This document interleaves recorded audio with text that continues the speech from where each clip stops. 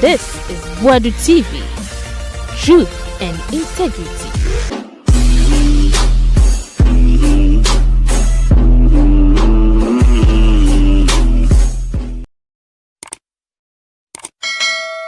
Will be a scandal where we are on minor, what bow minor chrono, a byway, enquire after that person. Young prosecutors say any pacro. Did it for and imported 3,000 containers. Committee need a report in the buying containers no 2,500. So say all subscribe and our subscribe is and our like video just comment and so add to comment section more edia my era say.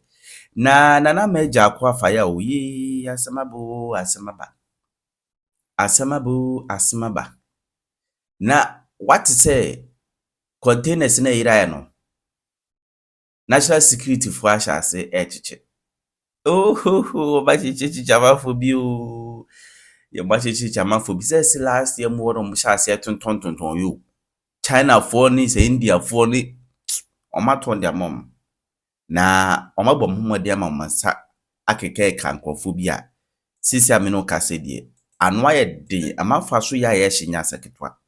Kumase for no so ma reject emu efi muntaka wono ade Nana AMA Agyarko no we say asam ne doso enti we de men kasa bebre yenkoti Nana AMA who follow sa Hollywood celebrities na omo net enu ana me ne chairman adiko keka asem wi opa Google say ya Ariana ne net over $1 billion your friend say Kim Kardashian nom Kenya West nom won kura yom keka hu we 1 billion we $400 million but adisa Ghana krom ha yenim krofo wealth enim krofo net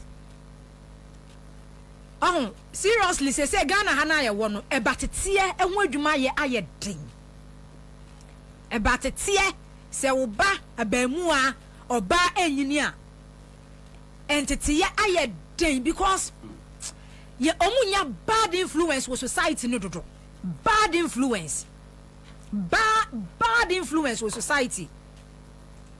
Esa such as a nekra no see a ye na ekwa a ye ni ekwa yesi he for his legal executive papa mpanimfo can set no set to so ye display cars kai ya be ya aye na de nko an ya na no yesi papa yi wo bi despite just ye display wealth. Ena enkura no nso na ye tete wo mo ba no wo maka to otiri se na me ton cassette na me wo yi boss mu na me tu TV abusuya TV na me kokoton ye enti nkura no onko school kura na dwene kura school na nkasa kwa na dwene kura ni so because obi so o tu TV kokoton ye edi ye enti ade enti na o ma me TV se kura de eboyi onti mi ntu nkonkoton no wonye yi obi se wono no wanko school ni bi no ton cassette ene oye millionaire wa Ghana ha enti adenti na wo so wo ha na adwene se wo ko school eniema ye hu no ebatetia wa Ghana ha no nya simple o ebatetia se wa wo baba wa wo bema se wo tete ne pa se wo Accra Kumasi no those capital cities na enya simple sa wo mi kuro mo afija no mkura sa ade a wo mre but enye easy se ne what it will ba Accra ha eniema nkora no ehu wo social media so no those flashy lifestyle na cars to so and then enkrofo no so no a omo ewa da wealth na hunya dia yadefo ya sikafo no bebrebe se 80% so kura nko school na me ton cassette na me di yeye na me twitwi nkukom na me di yeye na me prepare obi dem na me di yeye eti se Colombia documentary bi a me hwe El Chapo Facebook for Mati Akwani di sa cocaine baron yi a ye se odam wo USA odam wo America no ye driver El Chapo no ye driver or you be driver ye nim na say wan ko square driver but he o ye billionaire onu na timi tu ni fie ni house se wo Colombia ba ko otimi tu tunnel amena sa wo Colombia e di ko USA America na America ho winim baby odi ko pay no KFC KFC o eti wanu ye ton KFC se na El Chapo ya no ye driver me ka story ni bi a kire o ene nsam ho me di twam bag 2 minutes Colombia Colombia were 2 tana amena efri ni fie baako akwa do America na baby odi kodru ye restaurant kese ye KFC enti wo twam a wo fi se KFC but ye the drugs cocaine efri Colombia saa na ye de ko America tunnel amena saa ye ti El Chapo tumu e Colombia prison for mpanifo nya na o mo serve no prison officers mpanifo hu El Chapo no na ye tu amena free El Chapo fie e Colombia kura bi ase a tunnel saa ba be castles baby a woda no no afa saa amena no mu ko but El Chapo ba be catch us your driver ni na Colombia hono no we ye billionaire our properties ono kwa de wo sit down no de che philanthropist sa ka ho si schools o chi no a na kuroma na atia gu abonte mo kwa we El Chapo wiawe na mo we the story no but obeka catch us no your driver ni but enne story e say odem wo America Colombia mo chi no a obedwani sesia omudi tumu a obedwani sesia amena wo mu betu e de free baby apiemu amena afamu akono wo kura wo hunu ti America fo di ni tenten kakran ya wo mo chi no ape he di benin and what dia bay it's from okay Mexico. Thanks for the correction. Ampa Mexico. Yeah. Pablo Escobar ne free Colombia. Ampa. DM, thank you. Mexico. Oh, to amena e free Mexico ni fiase. Tunnel sa e de kwa America. Enti wo twam aba hu se KFC. Ene ye ho El Chapo property KFC. Ye di cocaine e free Mexico. E free ho sa de ko. Enti niam na nkora ni hunu no a. Enkora ni say na school kura fa so be na wo so ne enfa so Nana AMA, this is a straight bullet for Canada Japan. Me say me mo we bia din yo. Me pa ma cho me da mase. Aha. Pablo Escobar onu ne free ampa. On ne free Colombia. El Chapo ye Mexico. So but all man go school. Ye kase cocaine barons ha. Omu ne dimu akuti edimu akuti din tintimai. El Chapo ne sa Esco ye friend say ya ye boni di yo. Pablo Escobar so mo epia cars ne to aso say ya cars no Mexico ni Colombia e ma kesefo ma kala ma atwo e ma body no omo na use yanku ya di uhuru nkuko 5000 Romeo na de nkuko no ko UK ya hunhunu bi nko uhuru mu ana ana asa betena akwa isu konso yanim ankuku no kwa beti se ukura den kanade ni nyayi da se ni nyina betimi apeda uhuru mu aka ho kaba na next 40th birthday ke akoji Accra Sports Stadium Ghana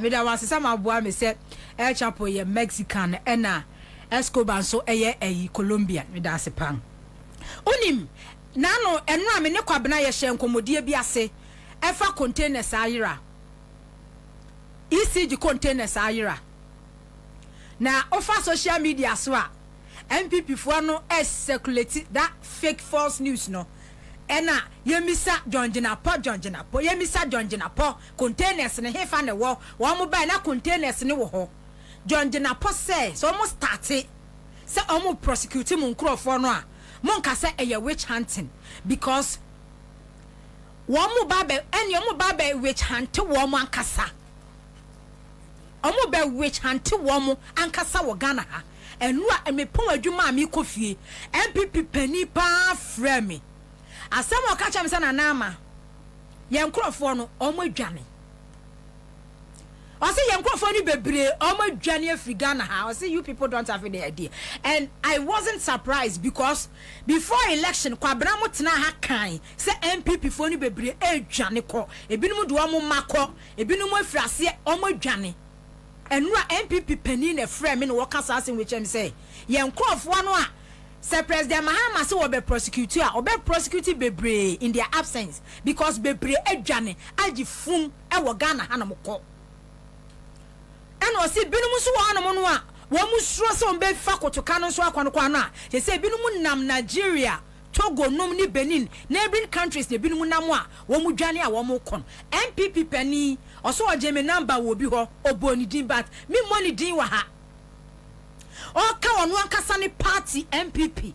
Ekwanya 8 years omode na faso. Wose Nana AMA me businesses a enkrofo we a collapse no.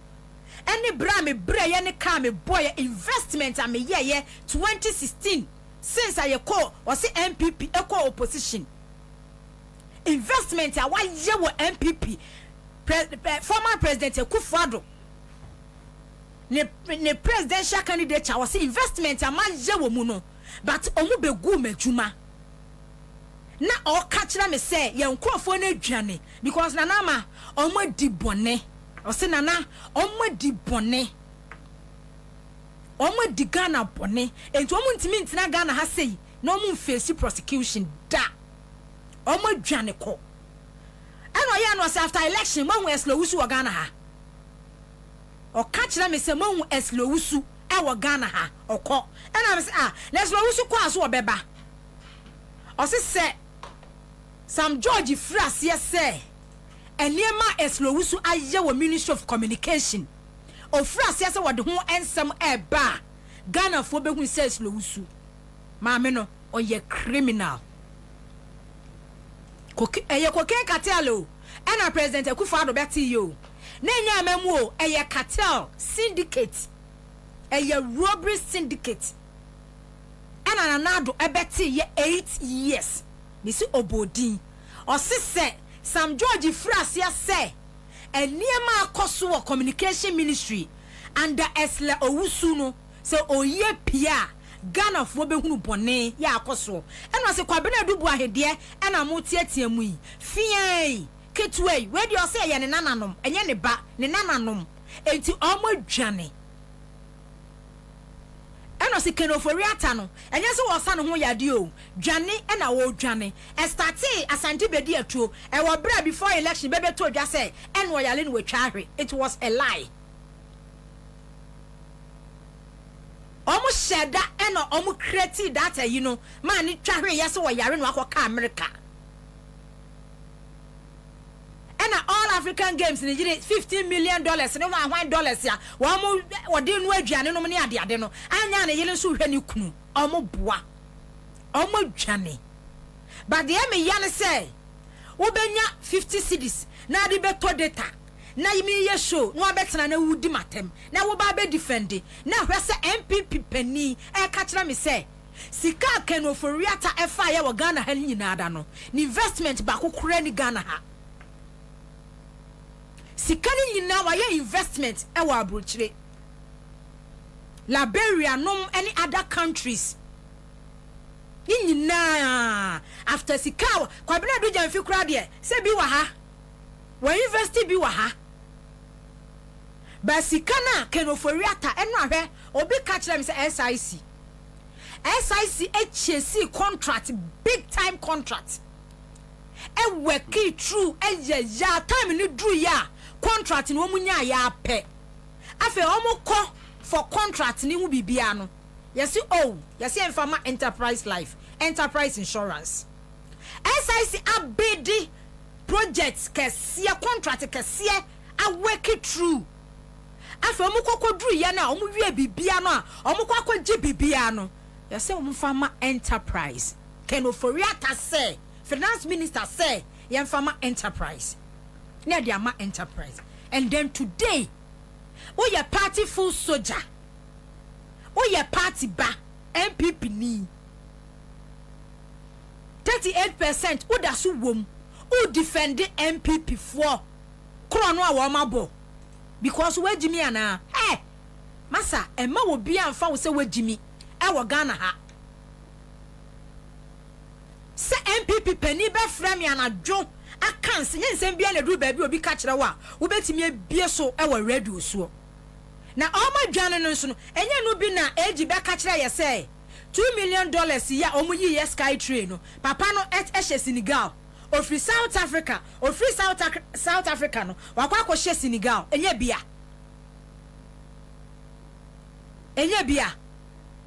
hwe kenoforiata ne ba bia ni ha o ni yiri ni ha o omu nyina omukọ wa oma twi sika ni nyina de kọ sika no ombe fun yo ombe pen ni nyina omo de kọ ena wonim se sense wo kan na omu use former maslok boss no ade no said na mtamaklo say ye di na asem ya jeli no oni Ghana ha entu omo so ma mo pa mu ni wo masem na mu njeli wo mo enya de a wo mo so beba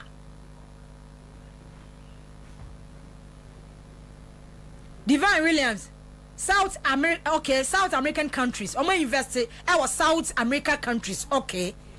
Omo dia for baby a we be finding difficult say we be tracking, we be trazy. No wa kwa hu say country we say so and omo di sika no ekoye. Na what Ghana ha no mo a wo ba be defend e. What is your boy eslo wusu din a wo be ka say we nya prosecution e ye persecution. Wo be ka say political witch hunting. Eslowusu 8 years minister ni company be na what is company where Eslowusu dia aside say ebia these buildings estate money apartment almost sisi ye bia omodi nkrofo din na ayeye HCC ano no investment bay na say companies bay properties bay na anhwe ya ye be track ya because omu ni se bone na wo mu edie no omu ntimi ni bone no omu nje omu sika ngu Ghana ha enti oso omu sika no omu yi free Ghana ha oma jisika Ghana fuo sika oma je e de akwakọ invest e wo bi manso e na wo sofa e na wo ba betena ha sei aba be defend NPP ni a wo bo wo kro no hwe sika eba Ghana futuom 8 years gold a wo mu 2 ye ya na yi wo ankasa personal property yi wo ankasa personal gold and then loans a wo mu je so mo ka se ni nyina akora wo mu fa loans a wo ma je billions in dollars gold a wo mu tunu wo se ko mo fa ni nyina enanka empo sika Bank of Ghana etwa ye more than 70 billion se otwa ye edema na akufuado any taxes are na ogegidi free Ghana for ho no no omo decide say enko mo de be develop Ghana mpa enka Ghana be ye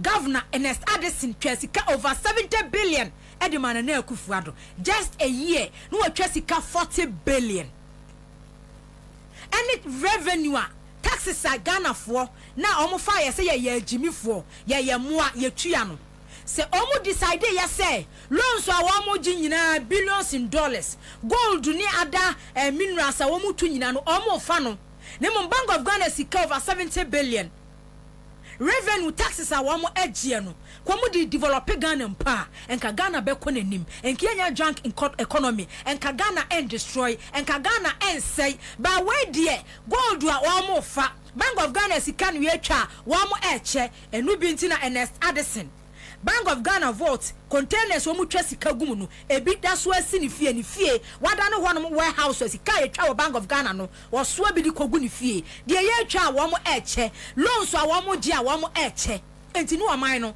na oman ne dampan and then the last time hwe na honorable Esiamati ya no mo eka se agenda 111 project ya omo ye se wo mo eye no sika no sa wo convert yesi ba ku bia $18 million o convert agenda 111 project ni nyina eba Ghana cedis mu a enu 30 billion Ghana cedis agenda 111 ni nyina no enu 30 billion Ghana cedis o ba Bank of Ghana etwa sika ebro 70 billion so what it means say under Akufuado Bawumia no for Arrêst Addison omo decide say omo be ya hospitals e dia Ghana for say omo de ye dede na enka 70 billion no emu be say less than 30 billion it me complete all the hospitals but omo no Ghana ni na wo sorry ya 2016 wodi wutumi ehye na Akufuado Dr. Bawumia nsem no tama wo kwato abama no ohun se wo ye nipa but oto abama no wi na ohun se wo agimi enu omu hu ye se Ghana for eye emmoa enti ye ntwitwi wo mo asach Oma hunu Ghana ni say wo nipa na wo sorry ye dware ye awia 7 December 2016 ekwoto aba e de ema wo mo no ukwoto aba ma ni wie ya wodi nkunimu apɛ enu ohun ye say de Ghana ni mu an say wo be deceive no deception say wo be deceive Ghana ni wo be di ntro de akye no onye nipa because Ghana ni ye nipa enka ensemu ananka ye ka no on be ye critical thinkers no ma analyze issues no ma hunu say ensemu ye ka no eya dia omo ba betu ho anamo ba yekoto aba ma Nana Akufo-Addo bo mia pe enu mu hu ye say enkrofo no mo ye agimifo enkrofo no ye moa enkrofo no ye ni enya nipa because we hear revelations now we hear niema esi 8 years just 3 months change of government by we hear niema APR NPP and Nana Akufo-Addo Dr. Baumia and who Ghana for say Ghana for ye nipa da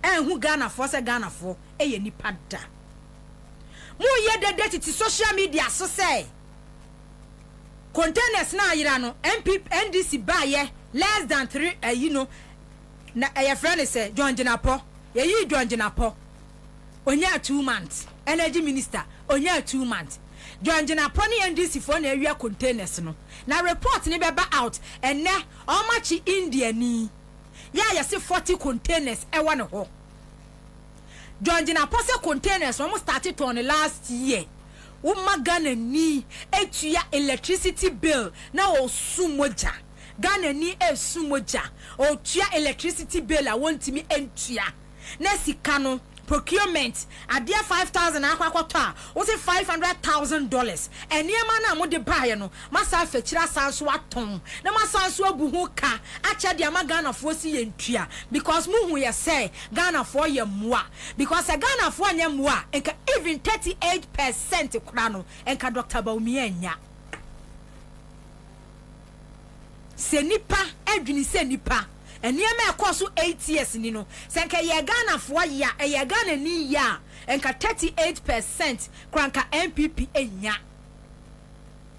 but Ghana omo no sebe omo no omo hu omo so omo ye mo 2016 no omo hu se bebere wom omo no omo hu omo se sebe omo ye Jimmy for 2016 no omo hu se bebere wom enti time a Ghana ni esu ekom Ghana ni ensu hia Ghana ni ensu kanea bo ya kanea bo ne atutum se boom boom boom boom na wo mo to nwum se nyame na shira ye na ahyimuo nyame na ashira wo mo e na ahye Ghana fo because omo hu Ghana fo se Ghana fo nya nipa India ni no a NPP akromfo mo ton ya mo de ma no no o ma che no o se last year e na containers no wo toye mutimi John Jinapo say obaye transition during transition period na onye minister mu ka che say 3,000 containers obaye minister afa 3,000 containers no 2,500 no say na the transition period mo say 3,000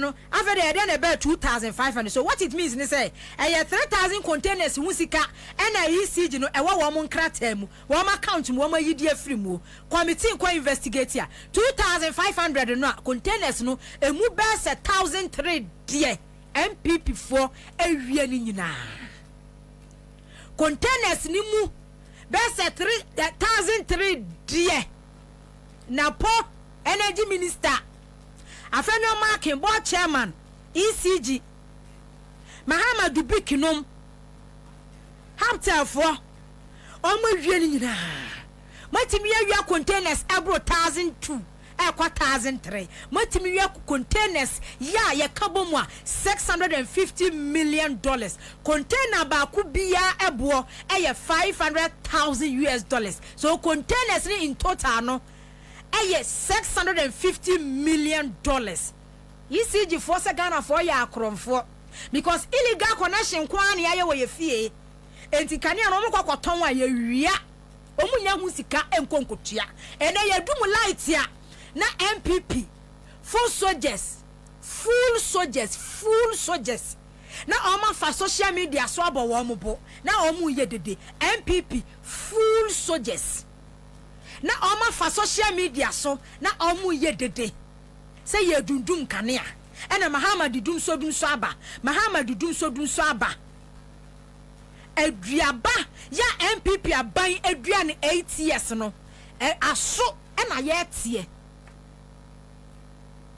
krono a wo boye wo energy sector na obi aba okọ eka da ho ya 10 billion wa ya esla de ato ho afi bia wo benya 3 billion Ghana cedis wo mboabo ano energy sector eka da ho fatua eka na timia anyinia wa meka no ye say energy sector ka ECG nko aka eye 68 billion Ghana cedis 68 billion Ghana cedis ewo Ghana ha ye dum kanea na NPP full soldiers man for social media so abomobo na mu di atem na mo kan kwase asem e kire John Mahama ene NDC aban sa omu di dum so aba o te Ghana ha ada dum so mu election year wo kan ye dum na dum ni ye complain ni yesu 2023 omu dum kan ye dum ye e ma Ghana fo kasa yesu ye so omu ma ye timetable kro ma mfie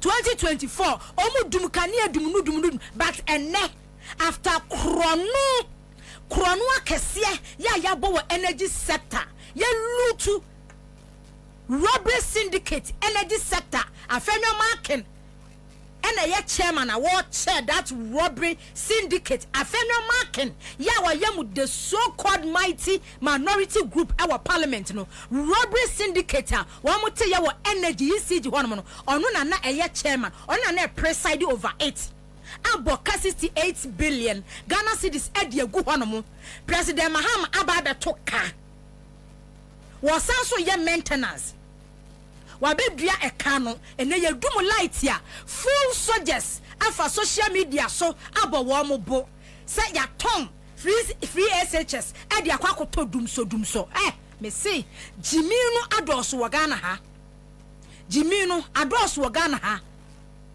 containers ayira moma ba NPP aban akofa containers ECG containers was 3,000 a minister koya 2,500 yankwankwa 2,500 na ya wiemu 1,300 aton NPP for social media so he dede na mo ye let me tell you something omo na omo wi no they don't sleep o asam na dwonjina po ka no ya mugu social media so omo ye dede no omo wi sa container no they don't sleep na address afokan no sa wote o sinka ono no school fee di ya na ma me ne bokro no Jubilee House frame opalemu nyina nim se wo mo bokro di ghost names aguso no ko ka hu bia nkene NPP ko opposition ni enkrofo nnan ko no so nka wonna ye dum kanea na mo ye dede but the ekos no mo pese mo betie wo mo te Ghana ha no apart from wo mo NPP station wuntumi Oman FM no mo ne sa stations no ade ache a ehon mo na entro no ye biebie mu no ehon kwa no mo tie enti nsem ekoso wo wiase nsem ekoso wo Ghana ha wo mo ankasa party penifo boni a wo mo di Ghana no omo pese o mo betie boni a omo party e di Ghana no they don't want to listen to those and some no ya ka because omo ankasa omo tie ebi no mutie a no omo ani awu hwe last bi me fa wo ba me de ba driver ni catch am say sister me na me tie o say nhaya so na me ye MPP ni pa ba me bedru nkran na me hu ya say enkwasa se me di MPP achi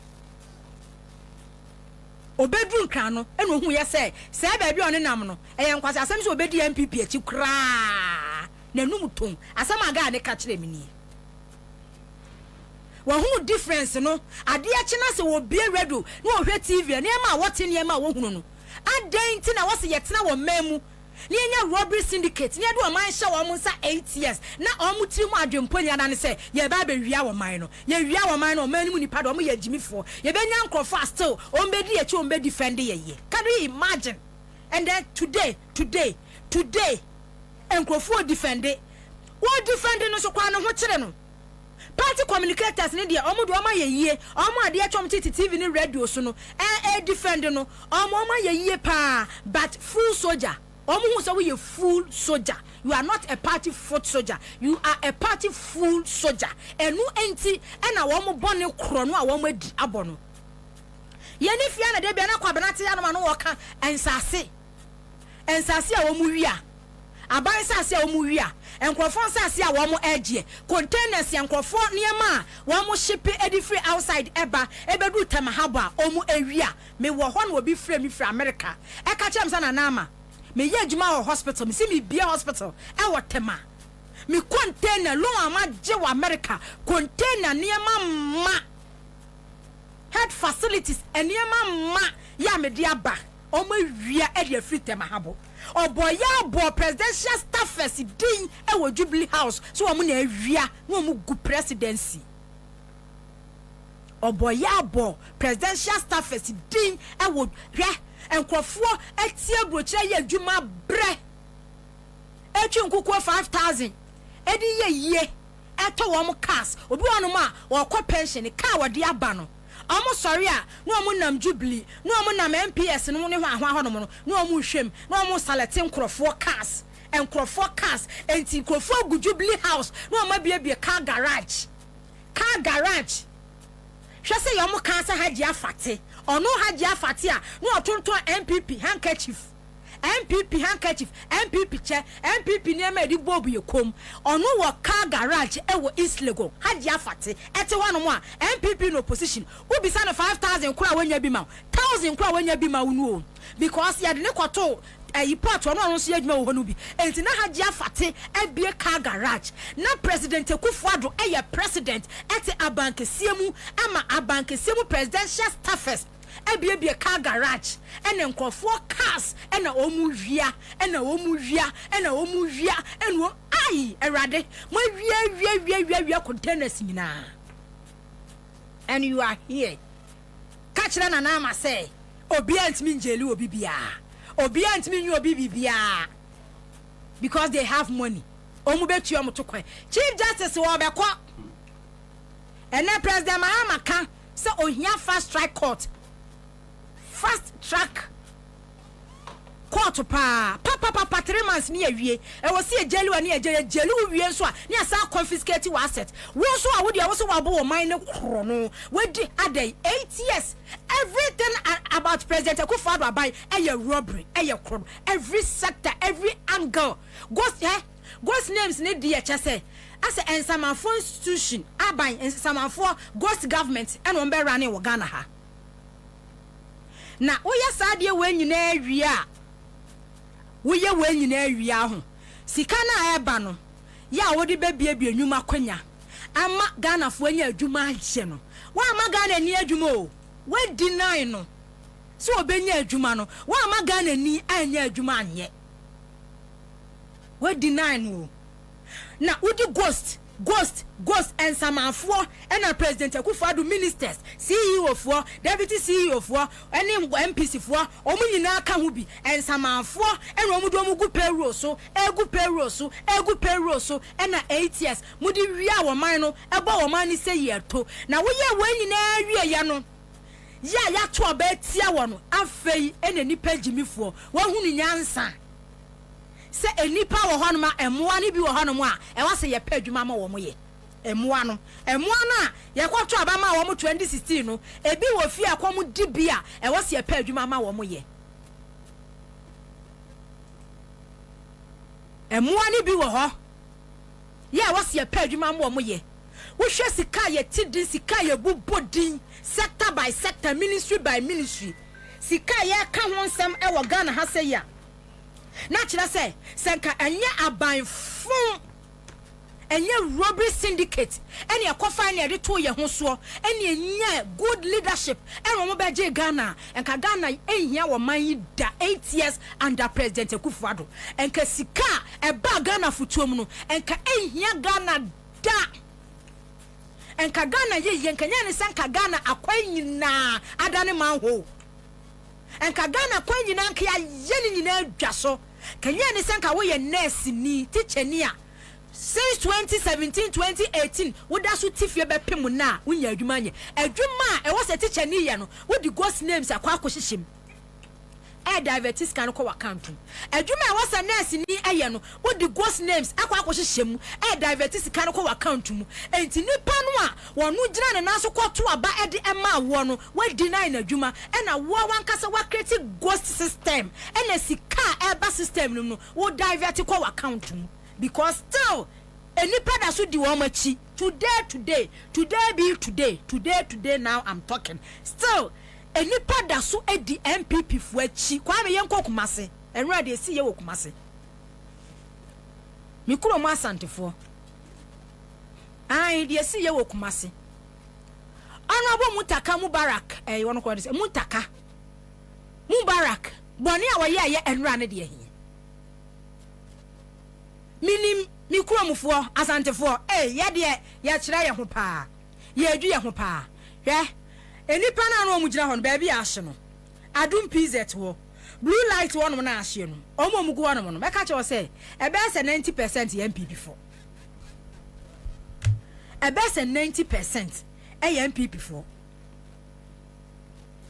nipa no a omu gu ho no no sa ho no no a omu gu ho no no a yempo hu no omu NPP for mutaka ebone interior minister ne bone wo ye ne dai say ja to baby president abaho de also one mo kan no aka regional minister gina ne nanso wo gina ho no mo saa then ade a cheye madam Mariata Duapiopon ono nso aba regional minister gina ho gender minister na ono what say na momu ase ono saa na ode ho gender minister ono nso aba ho interior minister eba oye Kumasi boy asowase boy osomo osoanwa oso semina muncha ne nkakra waya bone wa bo musuo ye nhuru no because ye NPP for because ye de ye kram pa de pa ye pay ye NPP t-shirt Jimmy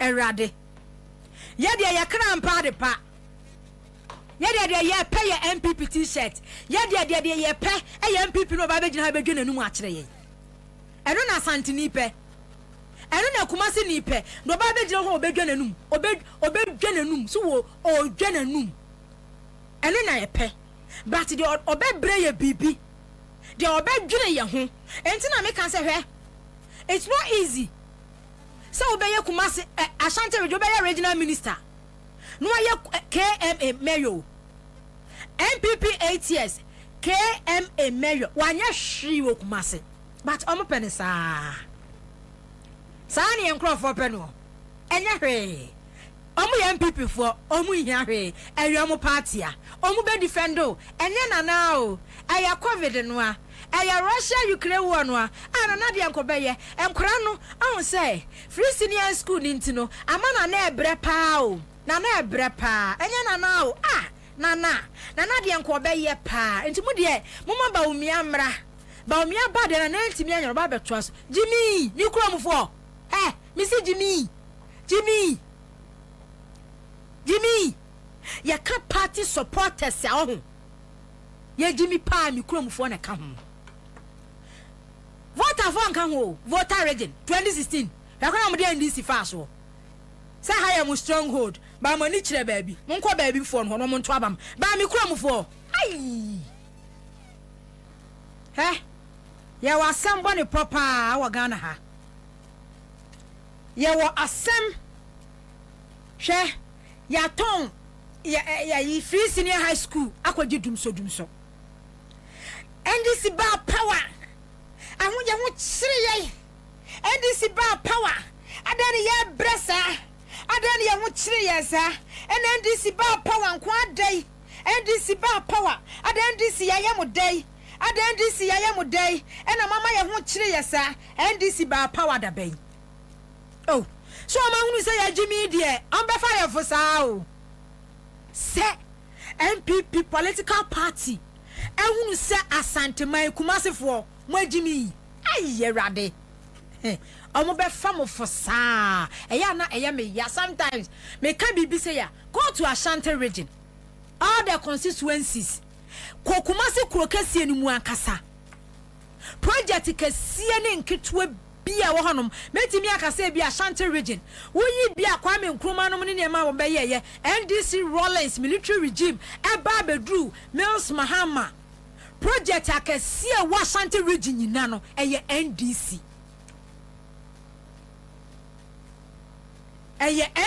o me se hwe opa sense so omu yi MMDCs ebe yi KM boss regional minister be mu ana wo ye adwuma no opa yenyi KM boss yenyi MMDCs e wa Ashanti region o start no mu hu se wo ye adwuma omu be sori atia wo omu hyase no omu instigate nkrofo yempew ye demonstration yempew yenye sei we mate se yese ono ayiw ati afidase asokore seche east say DCE bi omo de ne beba ne guy bi chairman no so omu yi no a obetua sika ma assembly members na mo ma to atia no because onum se guy ne betimi afesi no election day na omo be pushi wa eno bi na 20 President Mahama 2012 2016 okaka se aina akokosa kira kroma nya ne fe because ye kuromufu anu ho che se NPP no adidi wo ma adwini especially omo awe mu no adwamufu ama ne de on say sa sebemfo ai omo no sa sebemfo entomu de typical jimi no omo da so wom ba youth na omo famu akọ school na omo kọ wom anum ni de bebre ni ate ba wodu adwam market no de a meton banche meton bo de blue light fo no a omo twa force be no ma yi selection no omo so blue light de ato so omo ba Togo ya de ma no ma ba fa no omo kwa akoton ono ofa ne ma 10,000 and fa so 10,000 entu onim de ekoso wo wiase edan so bo anya den wonya be se 30,000 friends say 5,000 betimi dia hand dan 5 years e wo kumase entu onu onim de ekọ wo wiase onim we jimia ma onim de ekọ wo wiase enu oti kumase wanom no so no ade a chi ya Hello FM no obetie Asha FM no obetie untumi no obetie Kesben no obetie ehonom nso no de ekọ so wo wiase a ebie ni padwunim ebie ni pani no ontie ehono yenka bi wo ho ehonom no ye propaganda ehonom no ye NDCV asante ma se de ye DCV ye na ehonom no ye defend kro no a NPP fo abo eno nko an wo mutie eti se we ye president we ye minister we ye KMA mayor na se ya appoint under NDC na se wo ba they will make sure say omo be frustrate wadwuma esan say ne yaka say de opa de akobokotoko ne nya na boro me wa mo krampa de pa de mo pay ye party a mudi na chi 8 years a ontimi fa ne sense ni bo say district hospital ba ku we 8 years ni NPP aban 8 years entimi nchire asanteman kumase fo say 8 years ni Mrs. District Hospital wey me bia no doctors wom nurses wom patients wom ya ye de adwuma omu ni bi wo ho no mo da but eno na adwadifo ma no adwadifo mema no ya sabi omu ntu kwan enti titile nkura sesam na no te no no mo pe NPP entimi enchire Ashanti region say yesi market kesie we say e wa Ashanti region market kesie we e wa Ashanti region ene ye bia no ene adwadifo no ye che ye ne de maamu omu ntimi enchire ba kokora 8 years sika ba 8 years ni no President Mahama wanyamu kwata but President Mahama anwene say Ashanti region de mi kura mufuwa de woye wo mo daye nso wo mani odwene hunu se e wo se Ghana ekononim e wo se asanteman ekononim enti kwafo no chitichi hospital no e ho bo e ho asai e ho tan enti minsi sewua hospital kase minsi regional hospital kase e fa ma Ashanti region minsi military hospital kase e fa ma Ashanti region omo krampe de mi kura mufuwa krampe no eye NPP a onye hwe I don't think say ukokumewu that constituency na na baso a eye MP on no wu ye no mkoye by election no ne ade ade na menyi ni say ye to aba wo no mu a enipa voters o mo to aba no NDC nyamu be 30% our that constituency but kumewu ye MPP stronghold President Kofo ba 8 years and edu pebre kumewu fo omo bo na omu nu nso wo abo omo sori ahomache na omo twa kwan akwa abotan kumawu ya abotan mountain abotan wo makwa akoso nsuo aba benom edi bi adware ebi so won mo ba mi kuro mo afija ase asokore eno mo bebu nsuo eno makwa akoton de makumawufo but under NDC kumawufo enya nsuo ya edru pebro omubu nsuo adware egu bigu enso no NDC nya hwema wo mo mampon bobi ekuro mu mampon ensuo hu odin out those areas now yeah mountains abotan but under NDC and so I don't think say every mampon kura no edu election NDC nya be 30% vote to flow omunya because ye dey NPP for I just say Ghana nko na che say enipa adwene eye ne political party colors enipa ni eye ne party political colors nemo mu no nyansa ni nimdia nyankopon de ma nipa dasani se fa adwene se nipa no onwene se bi odwene se na ntwie mu ento no de ni party NDC wa anya hwiama no a wo pe ni party NPP mi kuro mo asanjefo se ye NPP fo ne de wa anya hwiama ye ya pe Justice akasa ma me come atom. I said they say you are the Lord. Oh sir. Oh you. Okay. E wo kwan be so. What sorry gina o? Okay. Oh no, you head of the judiciary. And obi person jojo no wakasa. O say mra e na ye adwuma. Enye se bi o ba nti no e be twia fade so. O gina ne nanzo pinti. Ono no e chief justice. O kasa o kan mamra. Mra kwan so no ka. And you know, previous ones, no woman sorry and Kasati say wakasa no. Mana iko. But lawyer obi jojo no. Na ne ko say the why na say okacha say womu jojo no. Omu jojo chief justice. Ne sorry see petition we or china sorry say why say if you na ye bo ni din so be chief justice no me can say a mistake and it say as I say ankananado offer impanyimfo edinanim and so ye constitution no ma ho kwan say offer ya ka say sa constitution ye process no one mon sesa na edu say just talk on achi no mayemfa obi mfi ase mabiom what I say just talk on kwa bafu boni ne ho bafu boni ni ho a poama ne ho mayem bypass obia na enye ono na sebiota frache o appointing no chief justice obi na appointing no na do appointing na ka kire na do say wanye ne ye na mom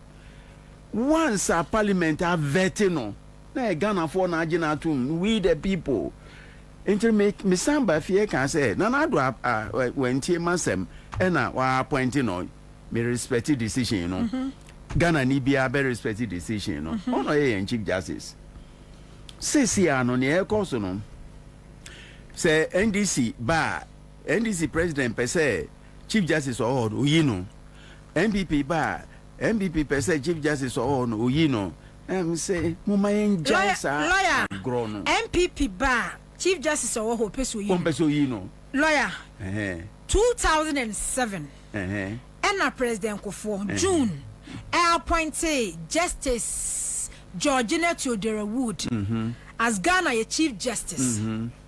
NDC by power. President Kofo in 2007. NDC by power 2009. They let President Mills and Anewo home. Say your President Mahama on another Vice President. Chief Justice Georgina Theodore Wood Yampamono. 4 years. Under President Mills, 4 years. Yampamo Justice Georgina Theodore Wood. And then after 2012, President Mahama and so by President Mills a fee mo President Mills a free mukoeno. President Mahama and so by 2012. Started 2013. Occupy Chief Justice President Kofo under MPP's regime. Yejinu Chief Justice Georgina Theodore Wood keeping 4 years. So NDC aban the idea I say NDC bar or person Chief Justice NPP person, but that's not the case because NDC 8 years, Mills Mahama 8 years from 2009 to 2016. Almost keep Chief Justice Georgina Theodore Wood President Kufona appointing. So that's not the case. But wow, and and I said beauty fracture, yeah, did two drag. There were attempts, but anye who said we na yen 2000 no no kreno da wa mo mienka. Okay. NPP de bia me ba me say me NPP ni. Okay. NPP ye Kufo election no say call 2 times so ye to December 7 then I'm fa a pie and Kufo but we showed that we were capable of beating Rollins and December 28 Rollins 2007 American into December 2000 and yet Kufone Rollins ne koye Kufone Rollins into lawyer 2000 and yet Kufone Rollins ne koye no 2000 and yet Kufone Mills Debbie 2000 Kufo and Rollins into lawyer 2000 and yet Kufo and Rollins Mills 92 Rollins any Dubuahi 96 Kofo any Rollins Rollins score 8 years 2000 Rollins vice president Mills yes okay correct me I mean that say now mom ni ampesa me can say Kufo ba no na when I know chief justice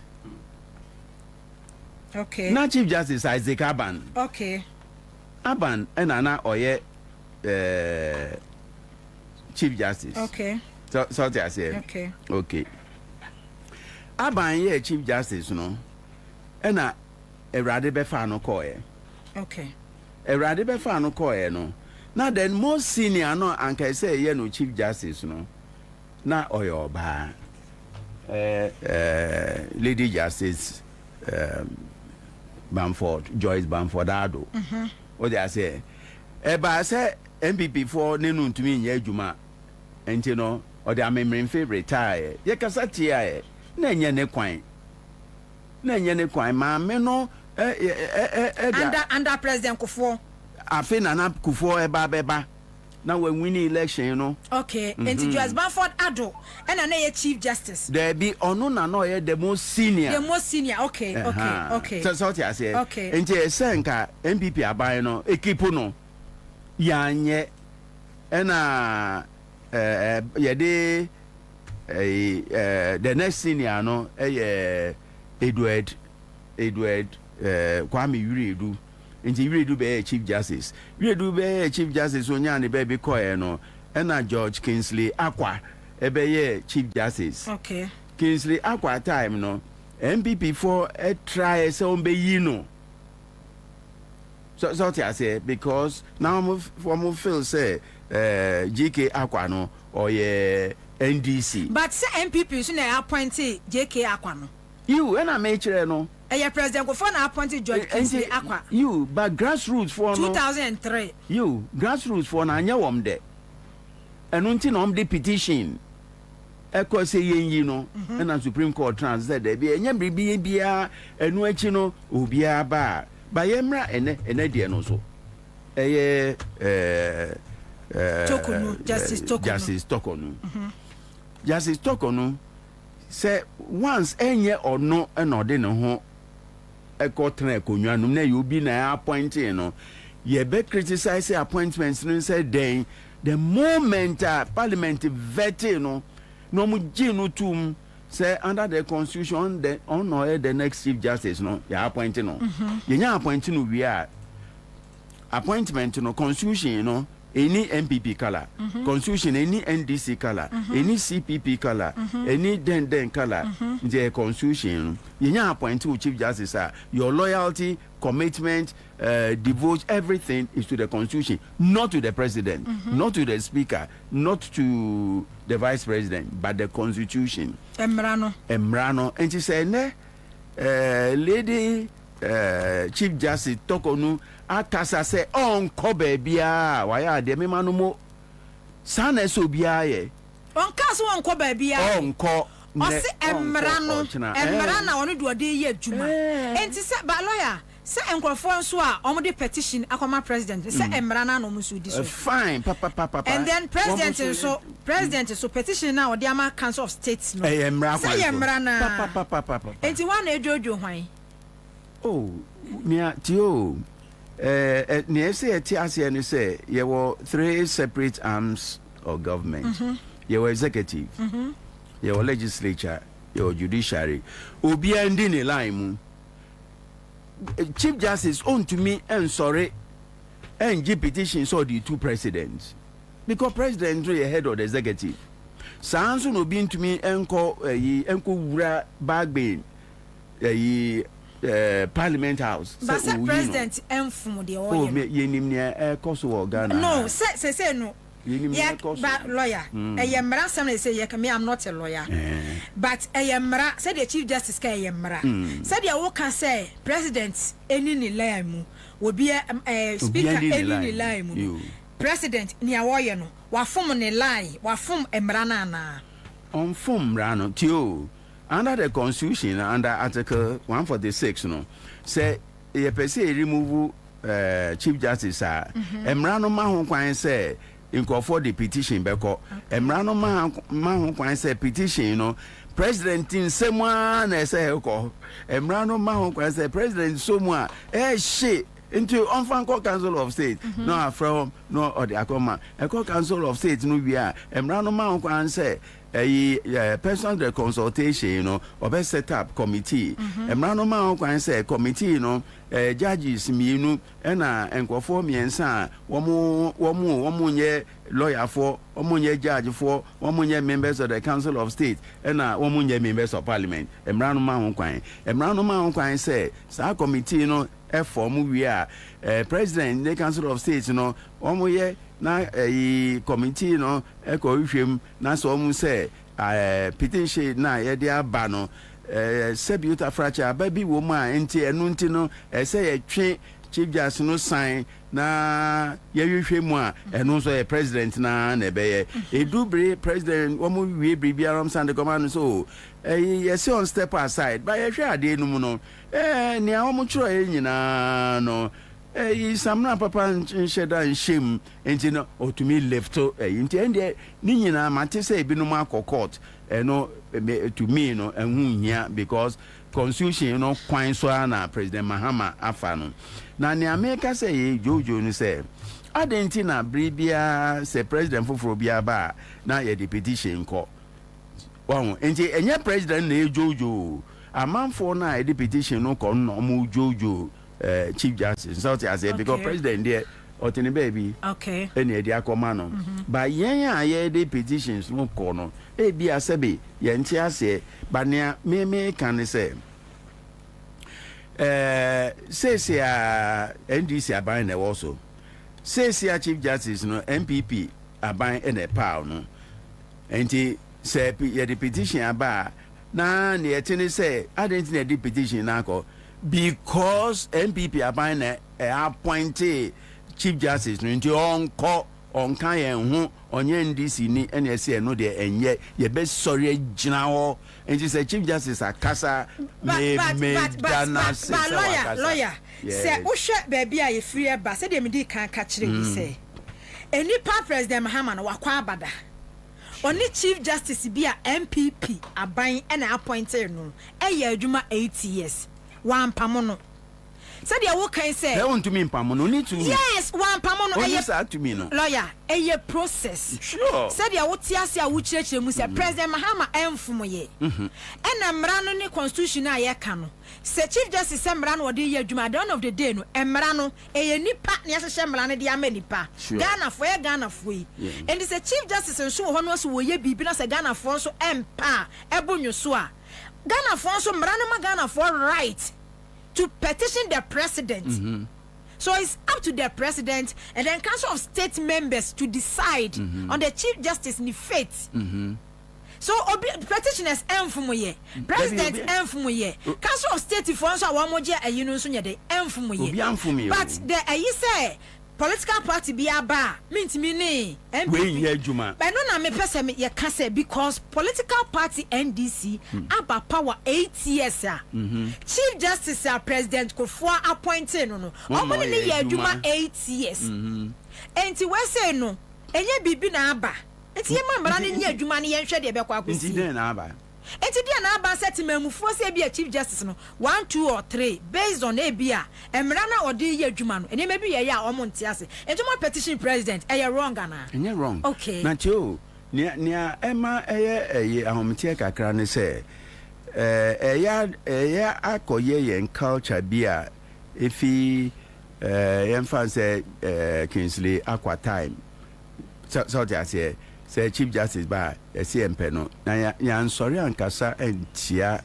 sa culture na eba na ebe ba Kingsley Aqua no ti said ya weekend there President Kofo appointed no ya na NPP for e ka so mo mpen ye NDC ni na appointed ye President Kofo na appointed 2003 e wo no ana ben mu e na NPP for na authority aye enye NDC na appointed 2003 President Kofo na appointed obi bae but lawyer said ya weekend no she say President Akufo-Addo ebe to Chief Justice ya NDC appointed ya na ne chairman na say retirement age enso ya from where you sit any dey ye nyina ye hu wo Ghana ha no enka President Akufo-Addo be keep no obekeep no nko be keep no just say oni to me be odibe no but no to me say oyi electoral commission chairperson say tio enti say NPP abeyi electoral commission so and say ye to me yi electoral commission and emfa anko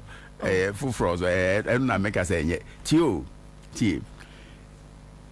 say Ghana for nyina be kasa e wo mra kwan so ati say na o kan ya nya problem anyhow Ghana ni bia be sorry aka ye enye say ye kan ma ye hu ba ye de emra no na ye adwuma Charlotte or say di ba so me kasa ofie ha me say enye right nia NPP ye no enye nipa no den bone na oye me san kan onu ane classmate no mu use de tia na nye mintumi nka se Nana Akufo-Addo mampanyin dada na ko ka kire abranche na ochro petition no se on chop mintumi nka sa minim kwanko e ba so a ni amete ya na se aba papers mu to say any times I report say president acted on petition to remove nti me man sem ni say me buy ni amabo amate so na make no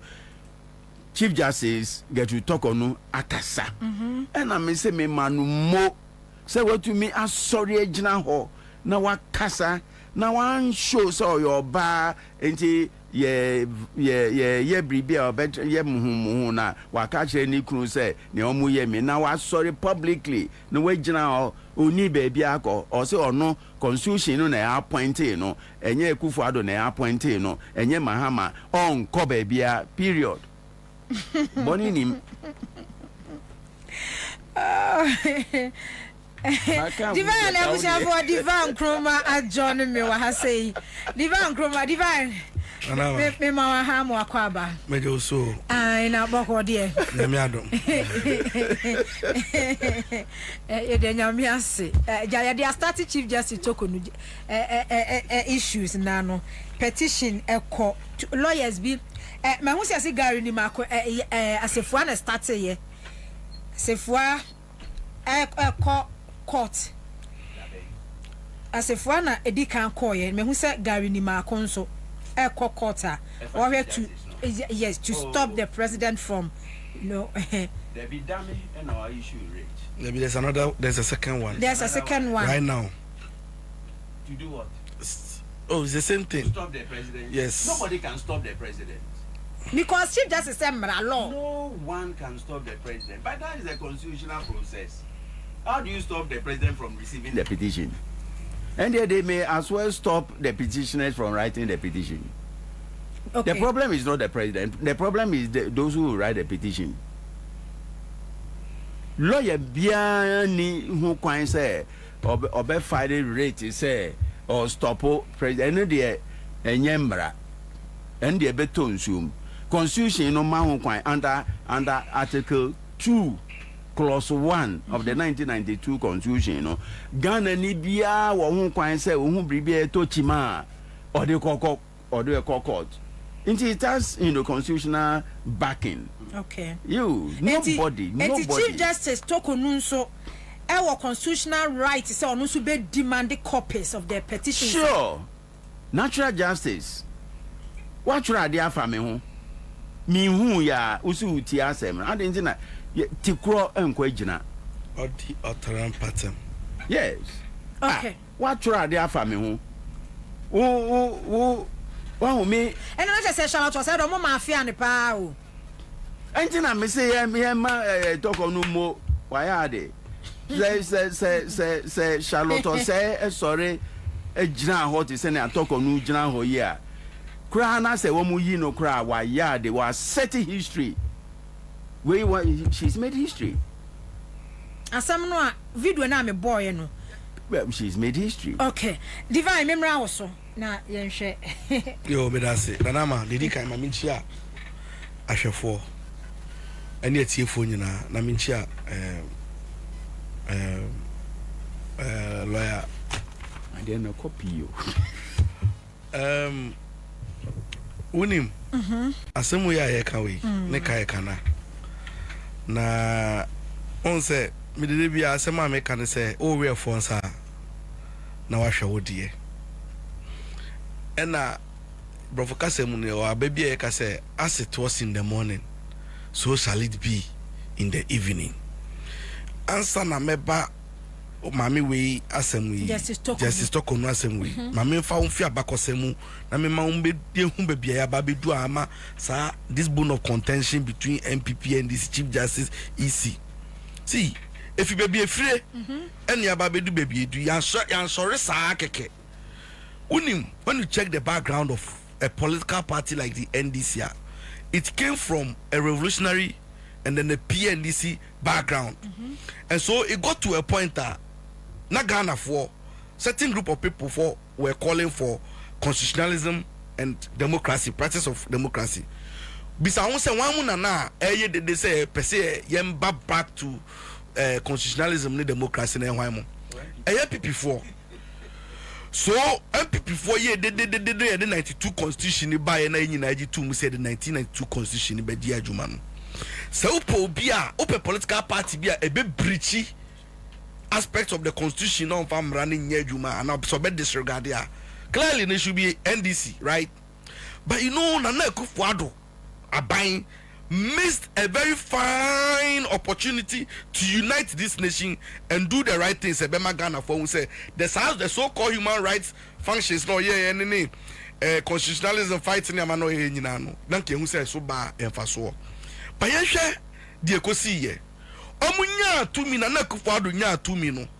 Unim say constitution no boni buga boni ball basa and disregard so many things. Unim say divine me time bia me kan say em say Nana Akufo-Addo disregarded 1992 constitution because a year NDC and a year constitution. No, NDC won't be NDC. Me find say because a year NDC abreso.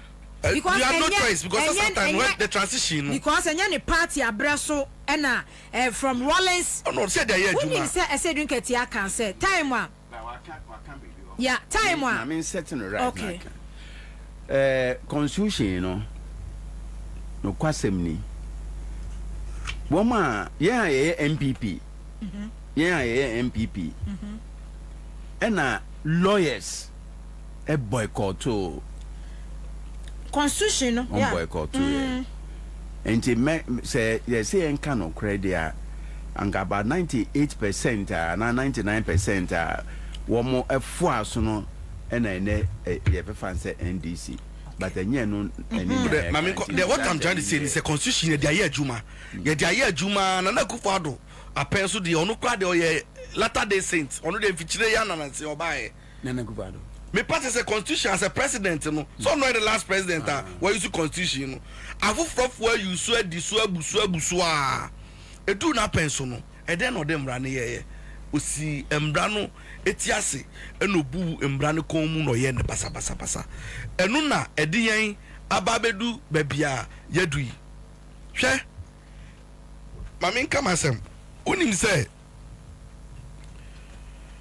ayi sere na me ka se Nana Akufo-Addo ebu embra no eti edisregard no na man nesisi a obi atum ye de ope a it so obi anso embu embra no hwe for me so obi obeka say or call President John Dramani Mahama say ono die all of a sudden no ono no ndi onfa onye the right things no setting amani yi no you ask yourself say if he fan ya babedu say anemu President John Dramani Mahama ono do onye nyama amode mo pe.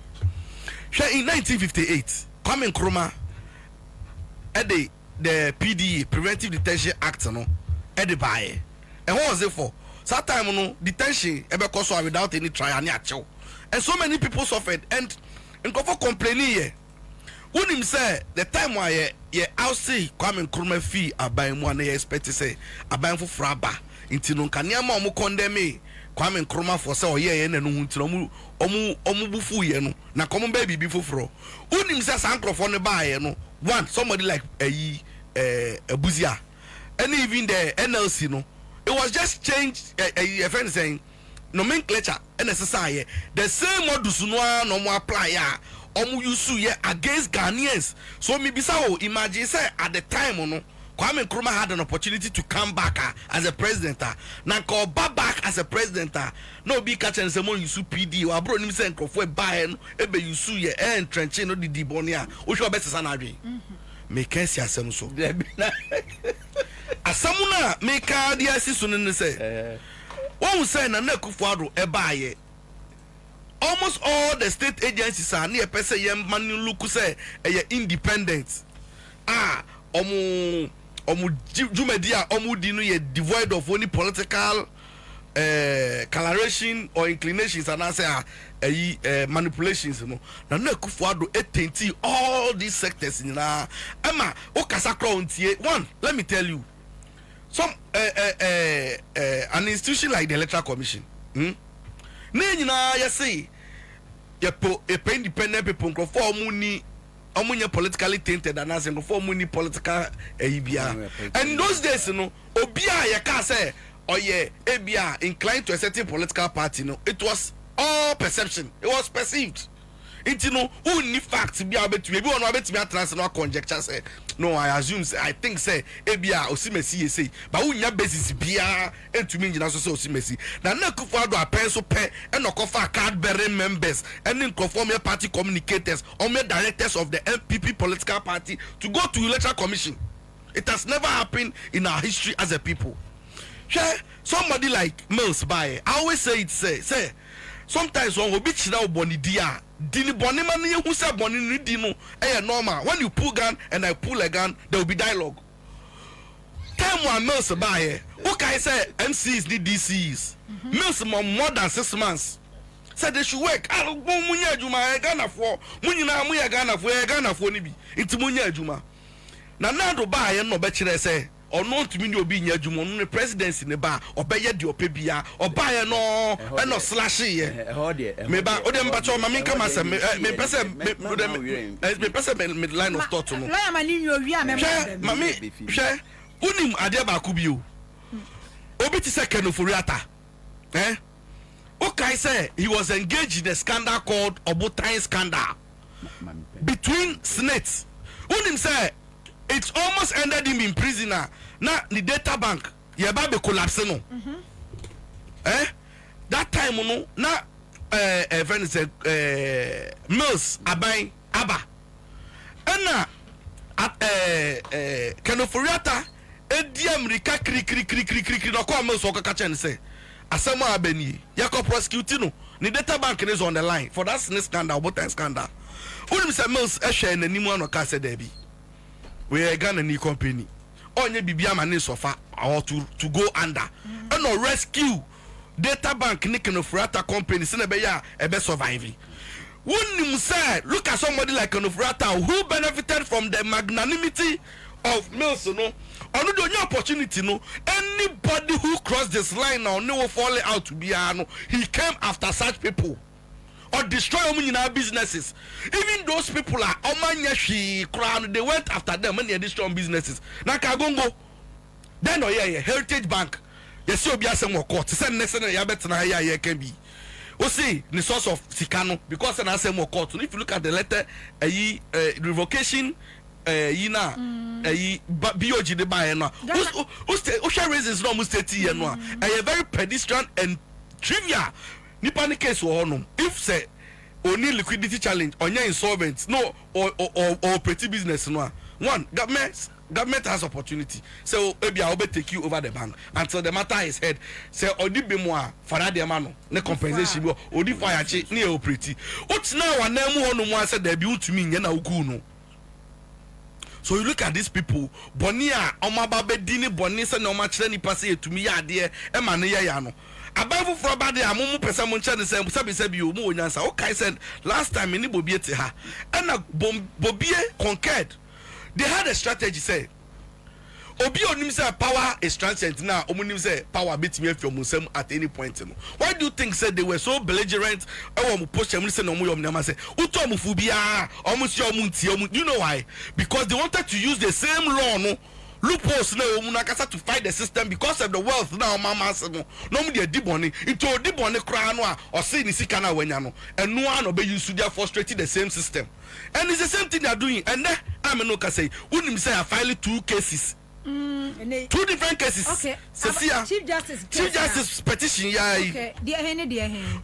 Two different parties. Okay. And I file it. Say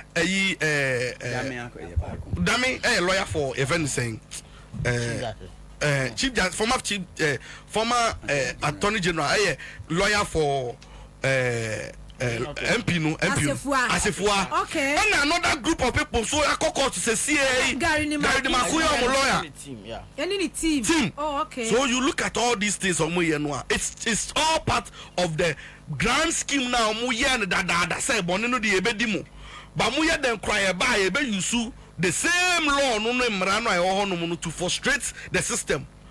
What I say? Etino omun jai omu game ni ye.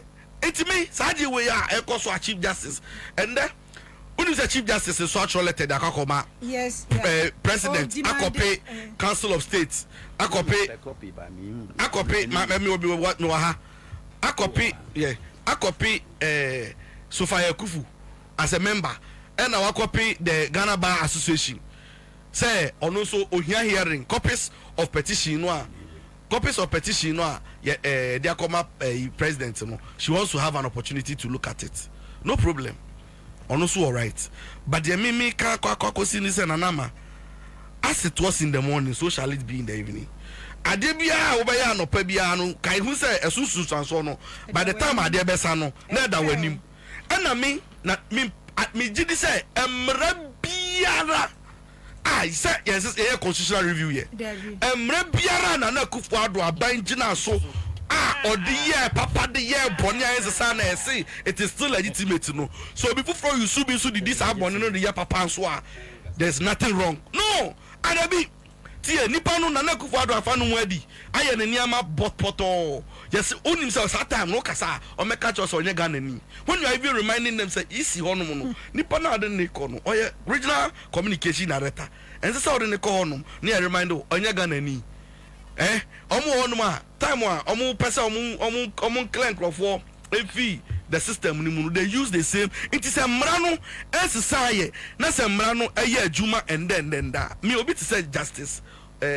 Tokonu. I don't see why she will even stress herself. Say na lawyer can say obey hero and she's fighting. What is she fighting for? We all know that position, whether or convert in your code in a parliamentary approval is a political appointment, a political position. Yeah. Nobody will try to look at it say, are they way political? Oh, you're a political person. One kasa, what's that radio? So can say, Mamina Kasa, an appointment now undo ye. It was not on merit. Have you not said that? Okay. Me. So I can. Say see a crowd can. So what I'm trying to say. So all I'm trying to say is that you yourself, you come to terms with the reality. Say if it's not on political grounds, and I can't do. Me say legal profession. You respect seniority. Enti emra ye nominating no president ye nomination no. Na our seniors won anim. Tio nyameka our seniors won anim.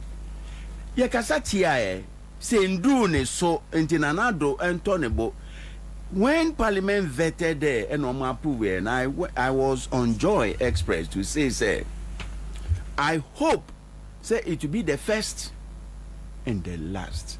Now after Tokonuno my yes I even advocated say amended some provision by removing until yen fiho. Okay. Not the most senior. Okay.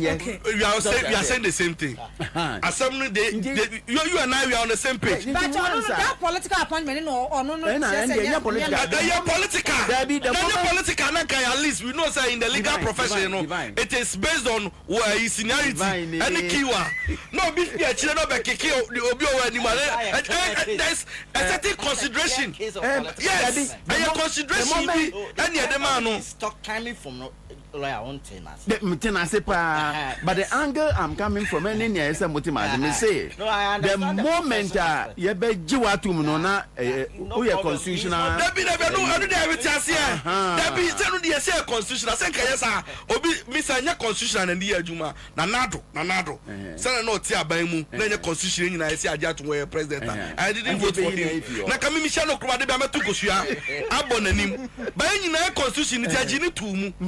It doesn't change the fact that he's the president of Ghana. But I'm just saying that it will not also change the fact that even though Nana Ghana for the president, let's put it on record. Let's also put on record to say, Madame Tokono appointment politically constitutional. Constitutionally, politically. Now, Divine can be President Mills, a sent out hit all year. A bribibia Ghana for anti President Mills, Abba. NPP MDC is for na egu one pamomo only one more year juma 6 months na me kwekwan say sare NPP ni near Professor Mills ehu ye efi DC is for no 7 no na nye kura sabotage sabotage. No because of President Mills, equipi almost sabotage President Mills. And no man Mills and ka on se sanadwen and after 6 months who say Enfa. Once point na me be kan na wo be kan fa baby foforo no. It's the same thing ni say. Once na na kufa do hu ye no hu se be sabotage no ba ye no. Ono de obi a ono nya ju press ye neck. Obe na press obi a neck. Na mahama be ya adwuma no so be resetting. No ma ma ora ala ya adwuma. Na ye timi retrieve sika ya wia ne niam na say ono so obi a obe cross no bi o press the neck whichever way obe use wa I don't know somebody should have come by then American Chief Justice the end a different ball game whatever it is but lawyer at the end of the day you law na yes lawyer asama no grammar kasa ne brofo tintin the bottom line is that Ghana knew one right to sub petition. President who can sub or no so for onward action or no so for wedding of where they best settle committee. Where of Council of State. No more it is a you know. And then there be ni ye there so. for ye. Well, Bobby had to walk around zero. Peter Mensa, Deputy CEO, PSC Tema Shipyard. Now I also Peter so I joining me every Peter. Yes, it mu Jojo Chief Justice percent mo demon crop for Bantino. Entina mo yesa. Oh no. Ma menchia na menchia what you punyana. Ene omo mo hwe wa fidi 10 so. Na menchia mpenfo. Minu device ya ache. Minu aso pa. Ya me pe won mo pa ne drawings no. Tinanse so ase minhu ase on draw bi but is the first no na Niama wedding you were drawing now did you? Oh, son, my hobby. As for the painting, now me any day. Painting, me who be a chanty and I be na me sure. The members too, yeah. Oh, me, like as and when I'm feeling or a bammy more. And I must say, my channel, a competitor creme. It's in one day. Bow, we pan up with the top number, never down. Said you more fan, what's a subduty now? Mrs. Sano, no, Bono, some imagine who's the Bamundi be a captain over between. It's a draw now the top number of them. Not me down. About me them. Anyway, lawyer, met chow. Now, only she namiti lawyer son and ye. Oh, Banwong. Namitina, and I'm lawyer pa. Ocean Cardian Bonnie Street too. She Adia Nye. Dear Yenoso, a ye. Dear Danosus one fan twa a be frato. Send run ye dear Quasi. And a ya, and a de ya dwa a ye. And ready your coffee and ye. And now so ye dear coffee, you never can say ye. Na ya yena sir. Oh, your friend is a cotody and a bodre. Yeah, and try your van contim man and crante. Ambra, woman, you go ye. The abuse of power by President Akufo-Addo government, unprecedented under the Fourth Republic. And lawyer, you know it. One kasa crowd kasa bi tia bebri de bia. And to be honest with you, point of argument no crab buttress the point. Meanwhile, divine a free basse political appointment. Odia meba mitrim a community. Yes, ya know what you're doing, sir, in the justice system. Ubia or what system no mubia. You're appointing of your friends are process near veteran and I are proving legally. It is accepted. Ubia ni huntima. Na a crime best when you're fast so appointing the panel. And then the actual say a political. Because one case what Transiaka say, so Chief Justice yo wuhi. Nan kamera in the papa mono.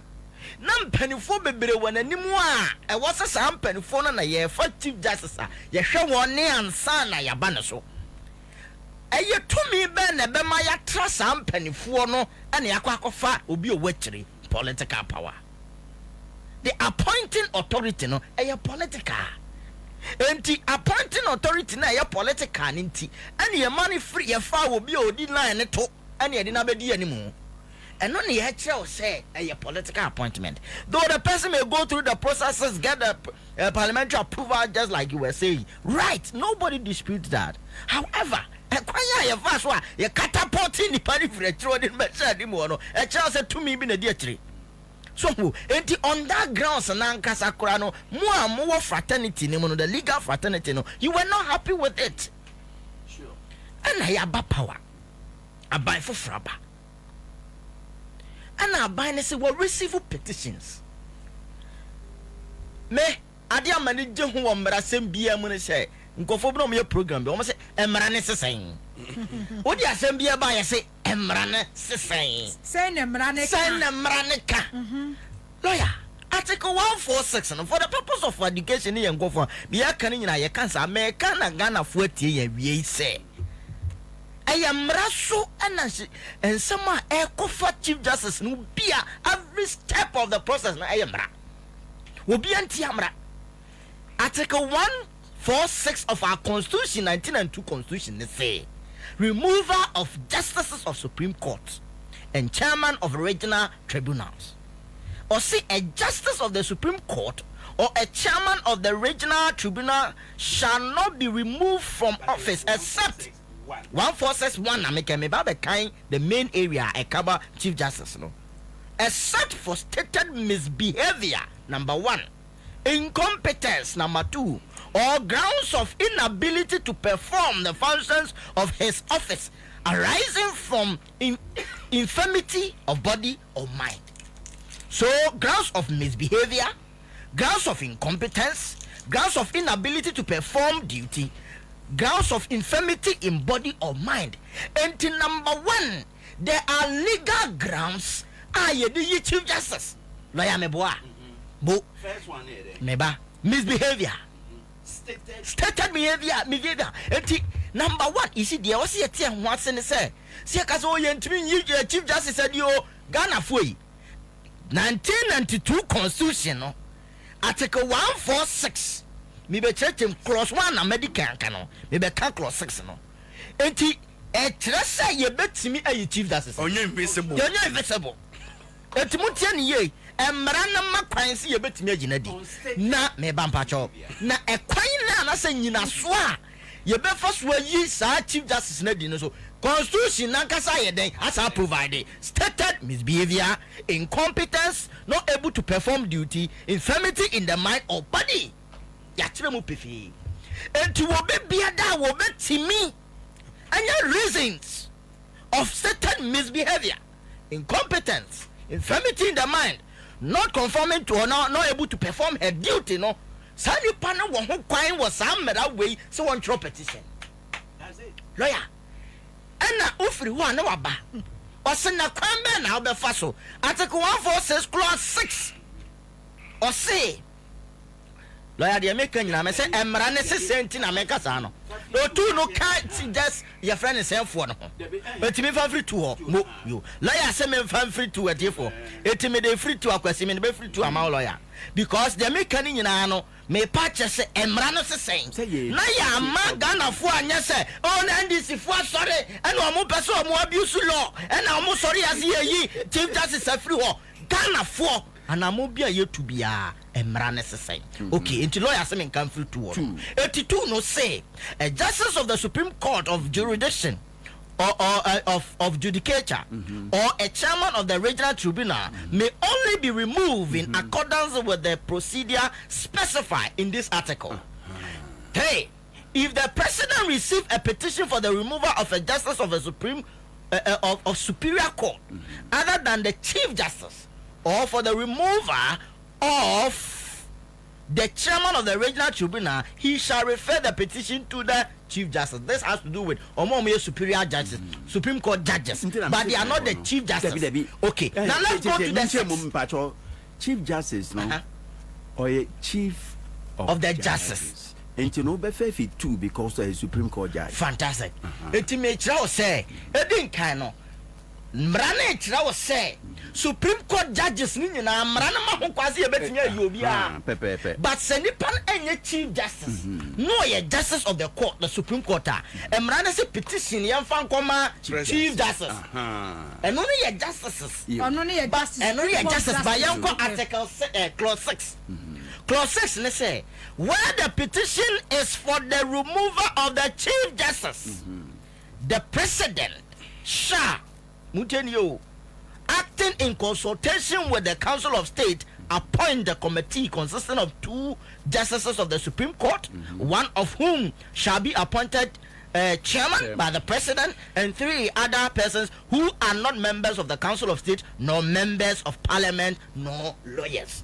And even in 2 terms composition, panel members no so much some Chief Justice na den so pretend no ma hwe near but the Chief Justice herself no constitution say petition president na anamo we so tu ni say number 1 yan consult Council of State yan form a committee ya omo hwehwe nsem no edi ya mu say ya ho say ma me tokonu asem ya ye ken aso petition bi akwa na number 1 yes petitions I call president and president na ya take mako 3 anya ba ko maako ma meka dia adwa man san beti ase maako 3 4 petition ya 4 se ba ko wo ho dada ni ensan ko kan fantastic enti justice no chief justice na asem no ono go petition maako 4 political ana ako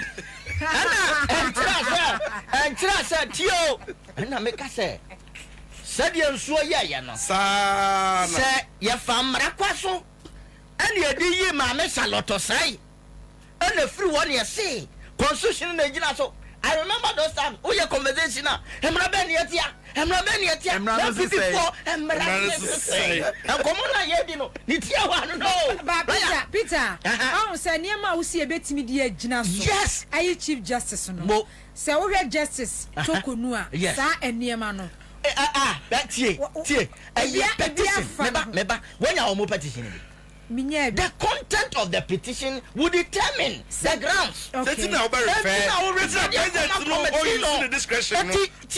President Mama was here salute no. This is the best salute to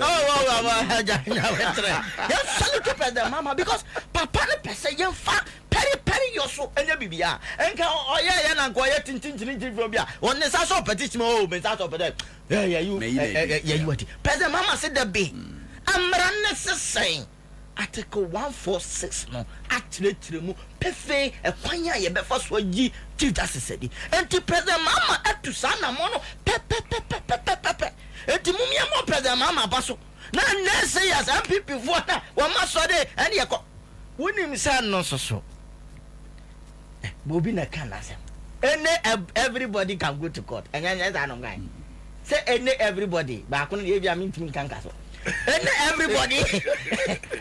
everybody can go to court and then your mo kwa obi aso mo kwan ji there was say you near tia say wa say bibi bia da e kwaso abama me tokono chief justice nyina no e famra kwaso obi antia mra no enti no emra no so akere say ye oye wo ho kwan say ye be yi chief justice afri ho okay ene wa ma ye nyina so a ye de be fa so ne ye chief justice enti atiefo Ghana-fo tobo MPP fo ma sori a ene sesi a lawyers be say different wo mo come lawyers ni nyina agbomu a obi e kokoto agade e Afghanistan na ba Ghana yeso ye hu bi okrom adwodwamu a ene nyina ya tena ba me Peter chief justice vetting our parliament yes de me hu yesa maame no appointment ye political na politics ni pay masters adwuma na oba be ye bra chief justice timi gina parliament committee anim kan say ukuta birth certificate enu nche say o ye Ghana ni can you imagine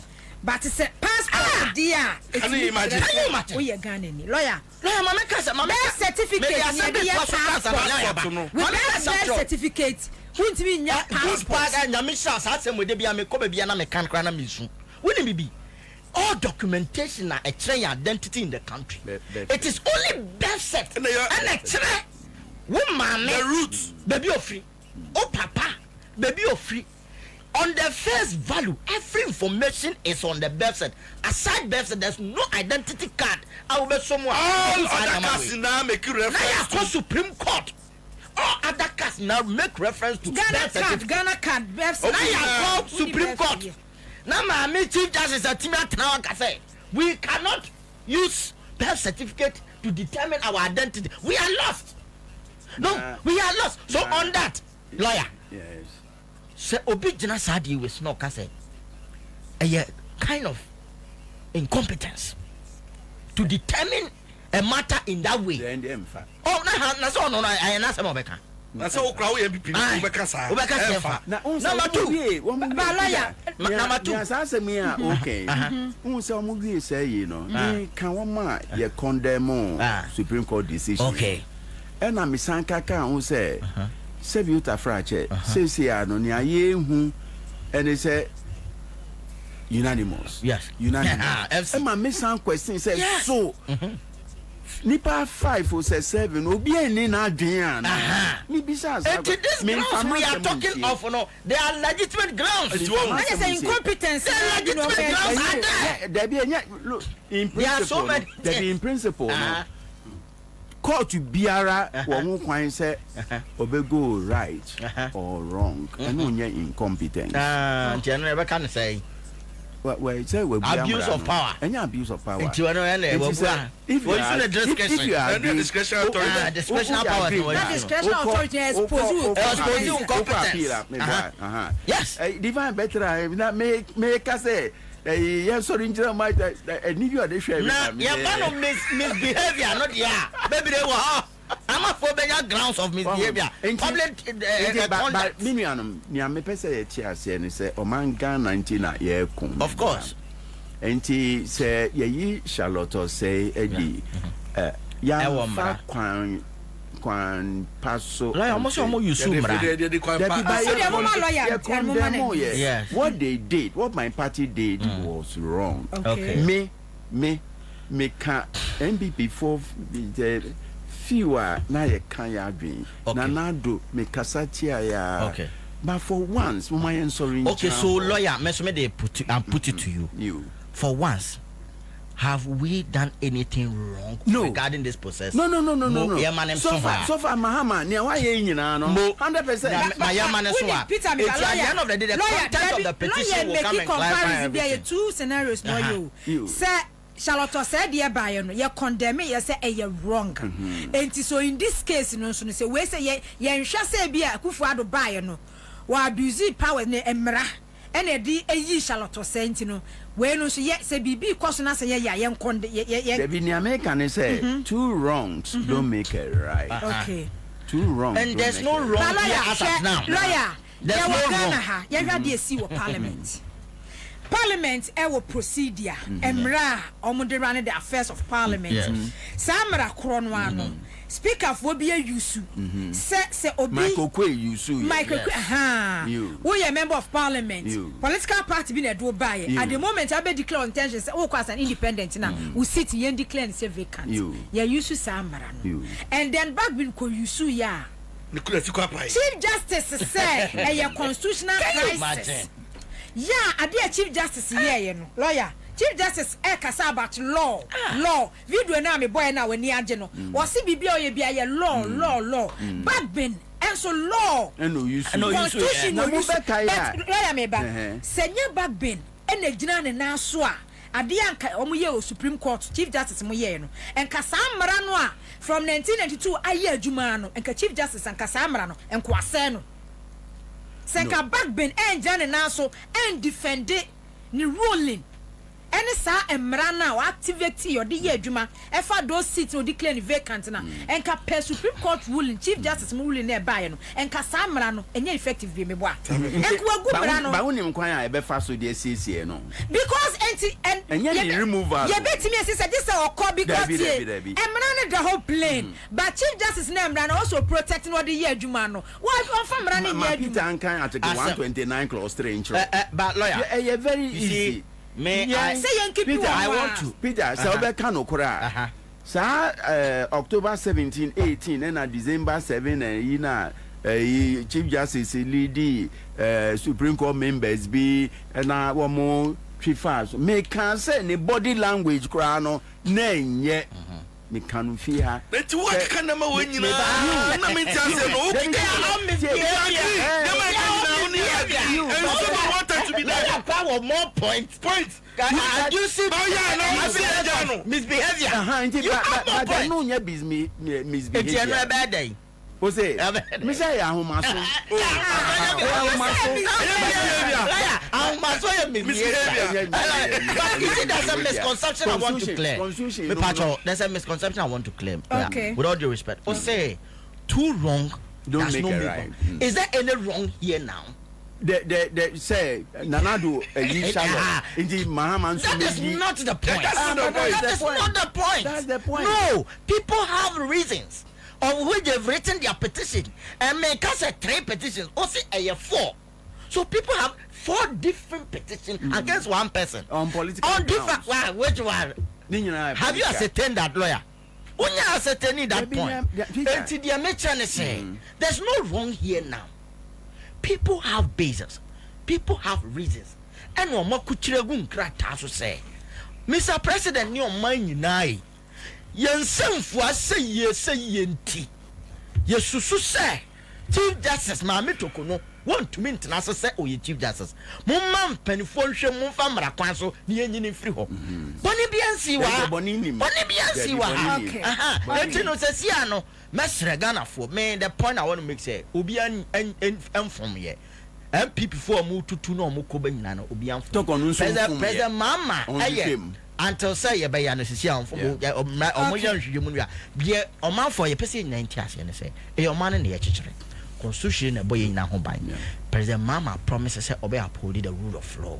Ade bia wo ye bia na hihye ne na muntu obi o ye bia no obey make sure is in recourse with the law. Enti Ghana fo nya sa aboto emu no na resetting agenda na ekoso mo me follow MPP for mo ntena fie no mo fan krata no mo ntwiro no su. They should write notes from how President Mama is leading the country now.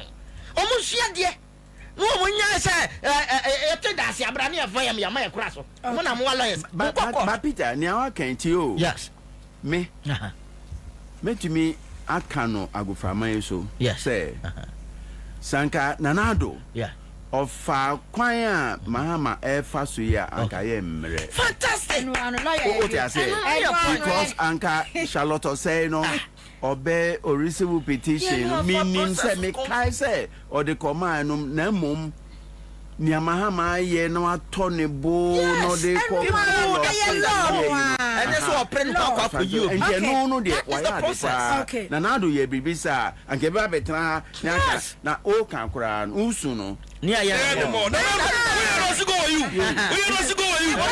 enti no ye nyina oya no wase mo na mobile enti no lawyer wo kwa no asem no ka wia no ba besi ako ba besi ba be ejira no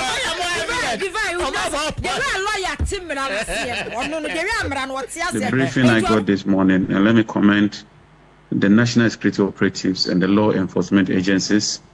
The information I got this morning is that already they've traced about 40 of them to a particular terminal or warehouse in Pung, which belongs to an Indian man of extraction.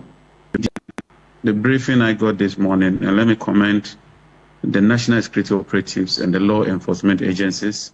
To abati omwa omalusu leshi poto omu omwa no unim said they have not changed their modus operandi. The same tactics no that see they think that omu no me superior Ghanaians. We no go sit down be the Jesus every day. Next topic. Let's go sit down be the Jesus every day. No John Jina Partner Wakasa. Yet is containers bro. Kwa be 1,003. Ayira. Oh, ECG containers. Yeah, be close to 1,003 Ayira. But honorable Jina Pose ewie or say Oma Atra Kenya 40. India ni bi no moton no or matching open. But on my video na yembra discussion. The briefing I got this morning, and let me comment the national security operatives and the law enforcement agencies.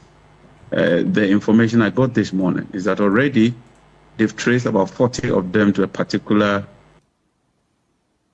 terminal or warehouse in Pung, which belongs to an Indian man of extraction.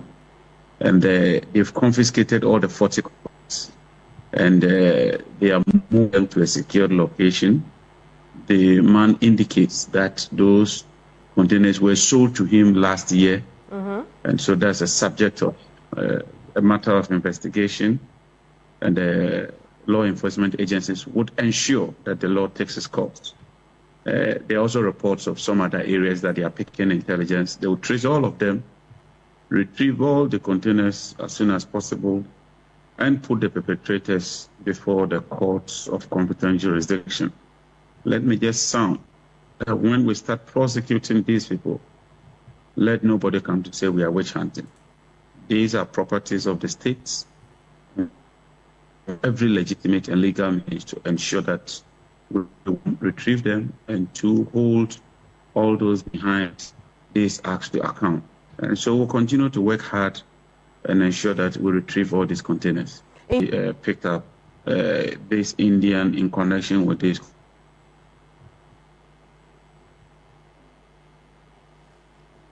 The briefing I got this morning, and let me comment the is Indian connection. Abusiafo ya bodada bate ya discussion into Peter o watemahabo say we deputy CEO o watemahabo simple sa say ya beka say containers ECG containers ajira e dey free tema menuaba he awere for say o man na ye wo no ma menka say senka ya ansasa ban pa kaya ya wo me say the rot and the mess and the thievery across every sector no so my Ghana for yansuro nyame pa ne ma kokubo nsam keka yakoma na ke sakoto obama NPP a nka samre ye na ya obituary wa man nka ye funeral because the mess at the port no and sometimes some of the sectors no aya ne time ade we ya ye ka ho asem no Ghana for ebio mama min kyeremu ye enya ade a eya ndc aban ba ye ya na ade a yire o okay me pa mo cho mo ntie ye enya ade a ndc ba ye ene yakọ containers airport yes ayira transition period ana omoma ye tiase say there are some ECG imported things bia items bia containers about 3,000 plus and a war out the kosher transition mutieni yo na after transition after president ebe appoint the ministers any ade or appointing ministers are minister of energy eba ye John Jinapo and in penny 4 years say ye be start your investigation okay mo say containers be say 3,000 and among the makra what and nyama say anyway even at the earlier stages no we were questioning the content of the container, why they made such purchase, what was the use of those items, whether we nyama almost see I think 10 years time I'm going import it. And it's about 10 years time. Yes, and those aspects will come later. Value for money issues will come later. But the issue has now containers saying and I'm also in what transition and as a see containers saying and a war yard why okay and no na okomo investigation and you say about 1,003 of the containers said you must take on any one omokoya inventory because ya transition at the amount paper so no ya tro say it is say ya tro paper so the amount see ya mumi yanko hwe kan enko hwe say e no kra na enu na yewra John Jinapo ni team ko ye ko kan ye ko take stock on an inventory of the items ya ko hwe containers no 1,003 of them Yamutu Ayra. Who cash NPP before 6 years excavators? Oh, Kruma. That's a 500 excavators. You can excavators now, then 2. And it's our containers here. And a committee no koshe your movie no. I didn't read 1,003 Ayra. 1,003 na Ayra Ghana for Mr. Tiwa. And yes, sir, yeah, taking over from government and as 1,003 Ayra. NPP time of management and as 1,003 naira.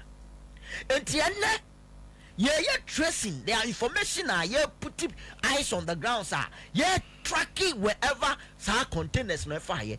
And it's an tibi. Now in the video he confessed. Nipana our 40 containers no as it auto dabai last year. Yes. Auto before or after election. After election, they see no more papa. After election, MPP for after election, the things they did is sickening. And nothing that we are using a system to sanitize the system. The Biana Ghana for you to me deny now so brane. Yakoyanim. Messini Pana confirmation or Twadiana last year. After elections. Entity Senipana Twadiano last year. Samrinya, how many criminals? It is the same people. And now, among Kofoni be Omunya say of the issue. And almost that and almost I confirm normally will so your friend saying containers fly. They should wait for the full investigation. into where all those 1,003 containers went to, who gave it out or who sold them out. Now prosecution will start. In fact, on this case, baby, yeah, tall container no. Baby, ye ton container no, nipa or ton container no, nipa or ton container ni nyina no, emrani omobedi. Enyama ewom ni nyina emrani omobedi. Sa nyama no baby akwa di sesia no, ni nyina ye ni emrani omobedi. Sa create loot and share agenda no. This is the highest of it. Eti Peter, say at ya unim container no transition period na ya ma figure na ya 3,000. Yes. Then later no energy minister be who say almost 2,500. But 2,500 say kwe kano aka 1,003. So 1,003 na ayira yes. It's aka 1,002. But in documentation krata mu ni de e kire se omu ECG e import omu ne ma 3,000. Yes. Oma kotrogu krata mu. It is a siano a tracking a ye. Ya before baby MPP for the sa containers now questions you be imagining na. Peter, me tipa.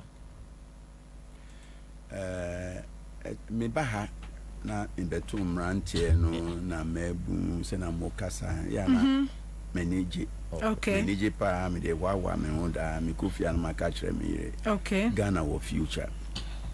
Yen ye pay yen dues. Ye see kwanzo. Bible no Saudi 70 ya ne aka no. Inshrankwa. Fantastic. Extra time. Bonus. Bana mbeto no mo divine by ya wakare ni you say. Na masre. Tio, you ho. Say.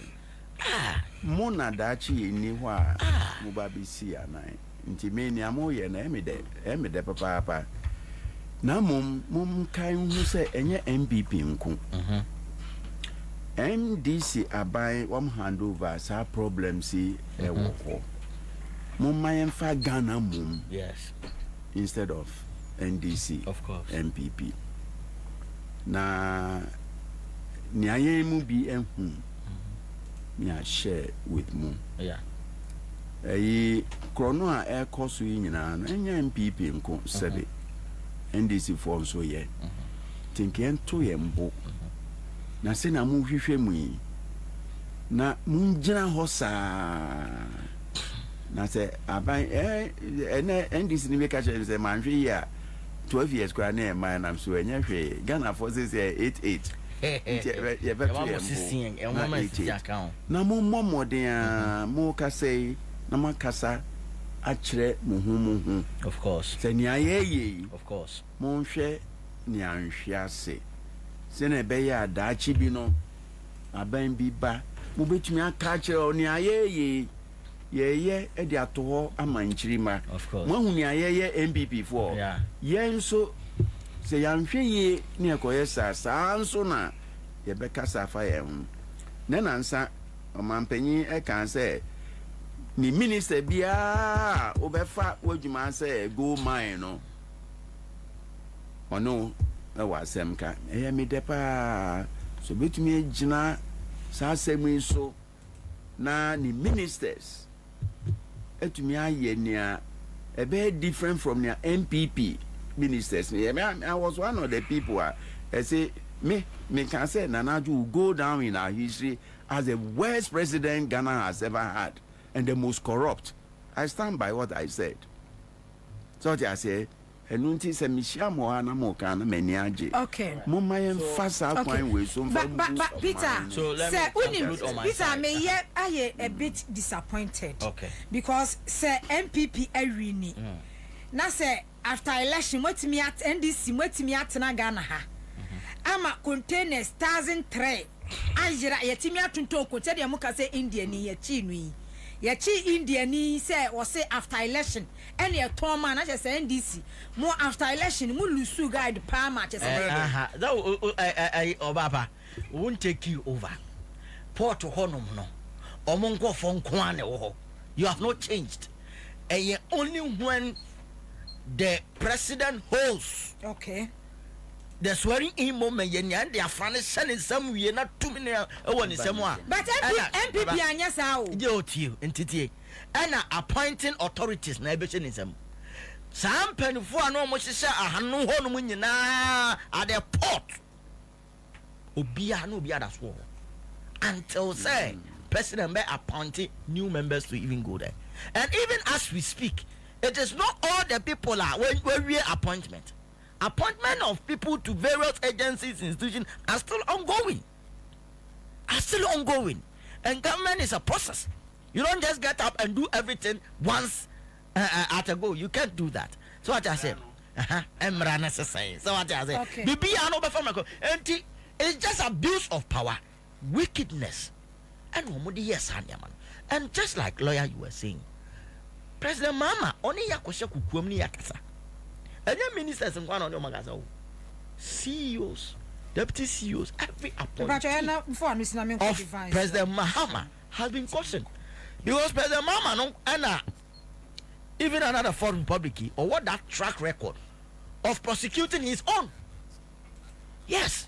Until no ne seka na esika no fa no what we am for ma wani so de ye amount na hwe na ye ne yie na didi mmom sa ode on sam yenu ekwa kobom na mara na chewa emra ne obedi enti sa ye hu we ne yesese hu so obi abode sense ya no adan wasensuo eden asudi ho edi appointees no ye to ye ho fo okay na ye de enhihye no egu akwamu but de wenum aye ne de no kwasem ne Ghana for monhwe the bia containers na fa bia no said ye ne ye ndro chi ne ya ne ya che be 40 no de aka nyina be chia ma Ghana for na mo hye kire no so ye be ma mra ne wona di unim meba divine so but quick one unim Peter enkofon so bi dwen say said ye a free 3,000 later no per document bi so che say 2,500 kwa I say 2,500 ni nyina akra ne buy from investigation still I don't go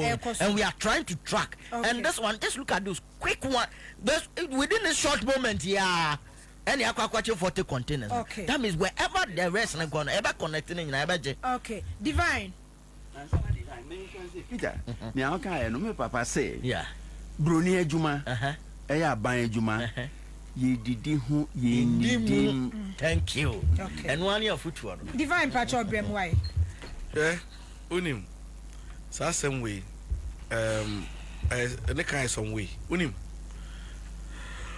dedi kan unim say omo set a trap ma ora janjinapo and what tomu trap no mo set ma no dedi kan e wo the transition no time no more no information no mo the man no na nya accurate information and no follow ups no na ma really Niyama atosin ewo system ni mu na the communication gap na ora jonjina pode ba e ni mu na no na ama NPP for na take advantage na me nya Peter ka say NPP for na omu ni mu no they know what they are doing because omu ni mu they know and they know mu ye no they are just being mischievous it's deliberate say omu pese omu ntum futuro mimi wo honum na kofo frame say omu say nditi for balance ya omu ko wiewia containers ni nyama and they know say sanya asem ne ko no unim say endra tamwa and then samote anum na mo discuss asem we ba no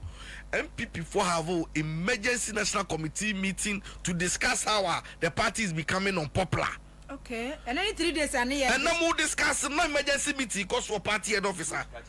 NPP is becoming unpopular and unattractive to the youth. So and some of these things in here, sa corruption, manua. When him say press conference now, Attorney General here, no.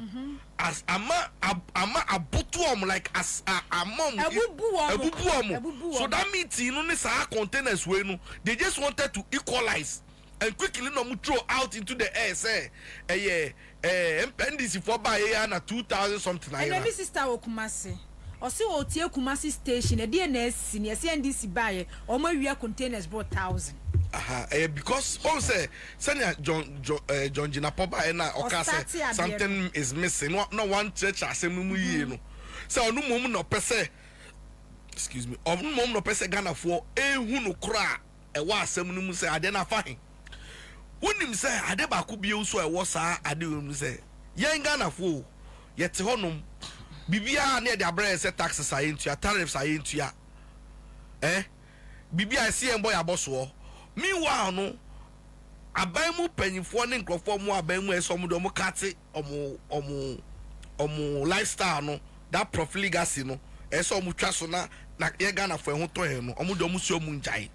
And to look at these things, so when you saw connive here, this thing no, and yet just about some ECG staff will be kicking. And yeah, whole cartel because me no can say sa contain the series one and chocolate and you golden 3 chocolate now they show to come so the command girlfriend. And yeah, containers are a more duro and I only say before I did a few portal no. Customs for women, national security for women, military women, police for women. She say institutions no. I know what you mean clear. ECG and kasankasa no more that there no. What chairman sukran to me.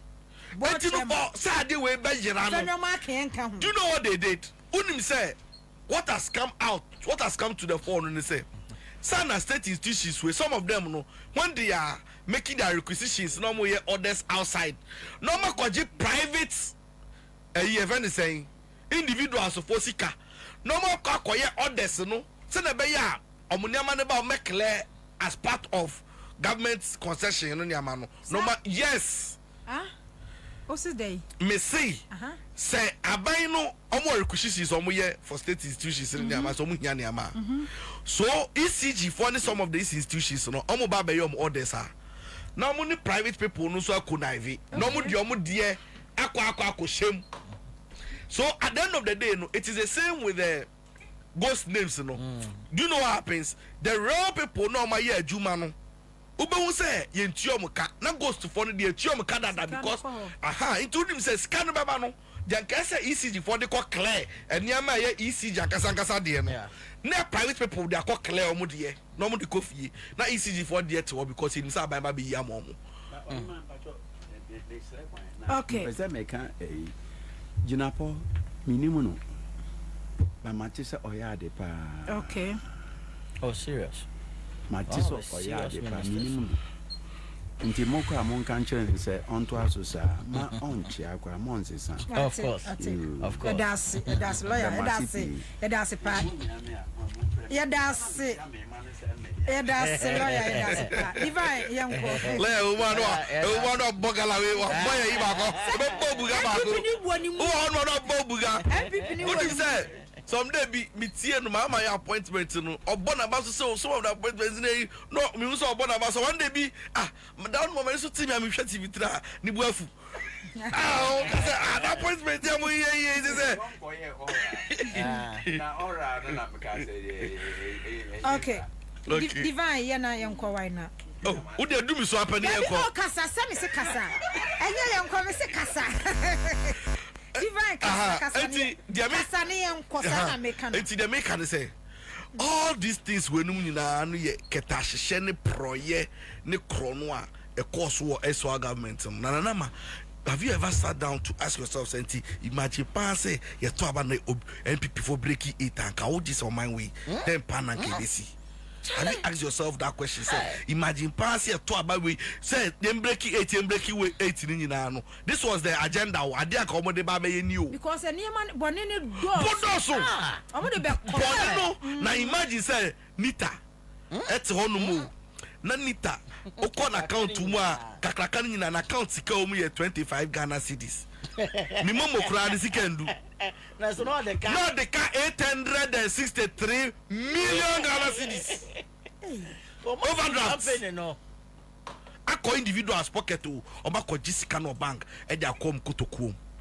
It's all of these things ring na once ECG ade we ayeken and me buy me say Indian man bi e kwakonya mu 40 ato a e ba be che no. Yeah. That che na e see be you know. I'm hoping say you be track obibia. And me biggest concern no civil servants, the public servants no. You know sometimes no political appointees in here any show bebreu. Obekomu no na customs any boys be on more port one ni security national security for boys be enti omudin obi anhu omu enti omudin no. Omu no mo fa akire e no makomu di sa adwiri yi ne keta hyehyɛ yo. No. In this case the divine me no wonya adwen. ECG containers ECG our managing director. ECG our board. So you think say after election, no? Yeah, NDC and take you over, no? Customs for be need boys be one na civil servant for be ebetimi ayesa. Na person me sure say ECG for nankasa no sa containers na mo order niama no na yesi niama 3,000 4,000. I want to mean give you proper stock of a niama na wo container ni mu no. Wankasa kra na mu nyo. Until kra ni start free say transition period omo ma figure 3,000. Then later energy minister be who say 2,500. Then to chess even but ECG account document mu nyina na say 3,000 container $500,000 $500,000 is 3,000 yeah na nya 3,000 2,000 just 500 containers sika bia di kan afa baby no and na pese me say ansa na we no so ho asem no and then me dey me hunu ni say this is not the first time omo yes adi what me say ECG containers no omo import baba bada etom. Oh, say na me pese me say eniama na omo de ba no bebre onu mu a na street light ya omo tumi buy say the 30,000 abey obe kona di nyina agu ayi okanshi stores mu a ye de ye business agu go for shops mu because ya diverting no it's the same thing. Sha unim say containers na ngasa no mu ka so mu tie gina po account na inventory no person mu specific items na mu order your container ni mu no nkofo no tumi nkyere de o meka ni so ma generalize no o mu si o transformers MBC meanwhile they were hoping say comment say containers 1,000 say na wom ne dodo say na wom enye omo na buy after transition no they came and then they informed us not to know you know ECG cry to me cry niama edeba no asheda ama the mortgage ache no no we are ya auction no beef obi akwa koto na sani pa akoda san so aba beton ama ECG $4 no matter aye nipa na omaye omaji say omaye omaji say omo begu oman no abo oman ne kro no NPP fo no sani omo yes omaje oman no sa itimidie sa asem we NDC fo so omo hu omasem ka na omo nkyerechire nsem ni mu ye because see ansanya NDC fo na so NPP fo so asem ni mu a omo di chi basabasa na omo ye no report ni be pie by inja communication into hono unim say that small gap na ebeda mu no na omo gina so a omo di sign ya ma no enti no me dem se mo njai say be ya John Jinapo every day bi o asem ya bai onye ho press conference omo nkofo hu stater ya ba bedu because the people are misinformed ono up ti o imagine say the confident trickster ono awia na omo abokro no omo teni asem no de aba beto NDC for so asisi omo mu na afa ade because omo hu omo asem ka o ti ase because omo according to them no obeka say o so ko hu ye na all of us ade na yera ene ono afa ade no meanwhile no so nim sa ade ni ho nti omo hwe na omo ka asem no mu yie na yetumi nya nya asem no puma sibre Peter enra na me ni bobi edi sa nkomo okay so ahun sabe nye ne be kire minister dia obeye first day ade ne ba no kasa already onya committee ni report o kasa radio station and then o kasa me hu ni say ene say 40 containers wa kasa sa briefing you dey me on daily basis but Peter sanka minister it me your press conference ena obi ade na ni so a ena ade a chine TV stations radio stations no obi ebiem no obi echem because so we can say Accra FM has a year you don't expect say Ghana ni bia eti Accra FM that's true and then we can hear what area we has say TV3 enu obi ana ye dey eti ye so but press conference there e be topic topic ya and now we have ade a chia obi anu obi e fa obi e dey ye dey e ka ye be hu say containers ni ba da be e brebe na containers ni ejiraye ebrebe na wo ya ma 3,000 later 2,000 constitute yeah is a committee because uchire mu wa ha na nipa kakra bi ate no wa chemo na nipa kakra bi ate na party communicator no akwata no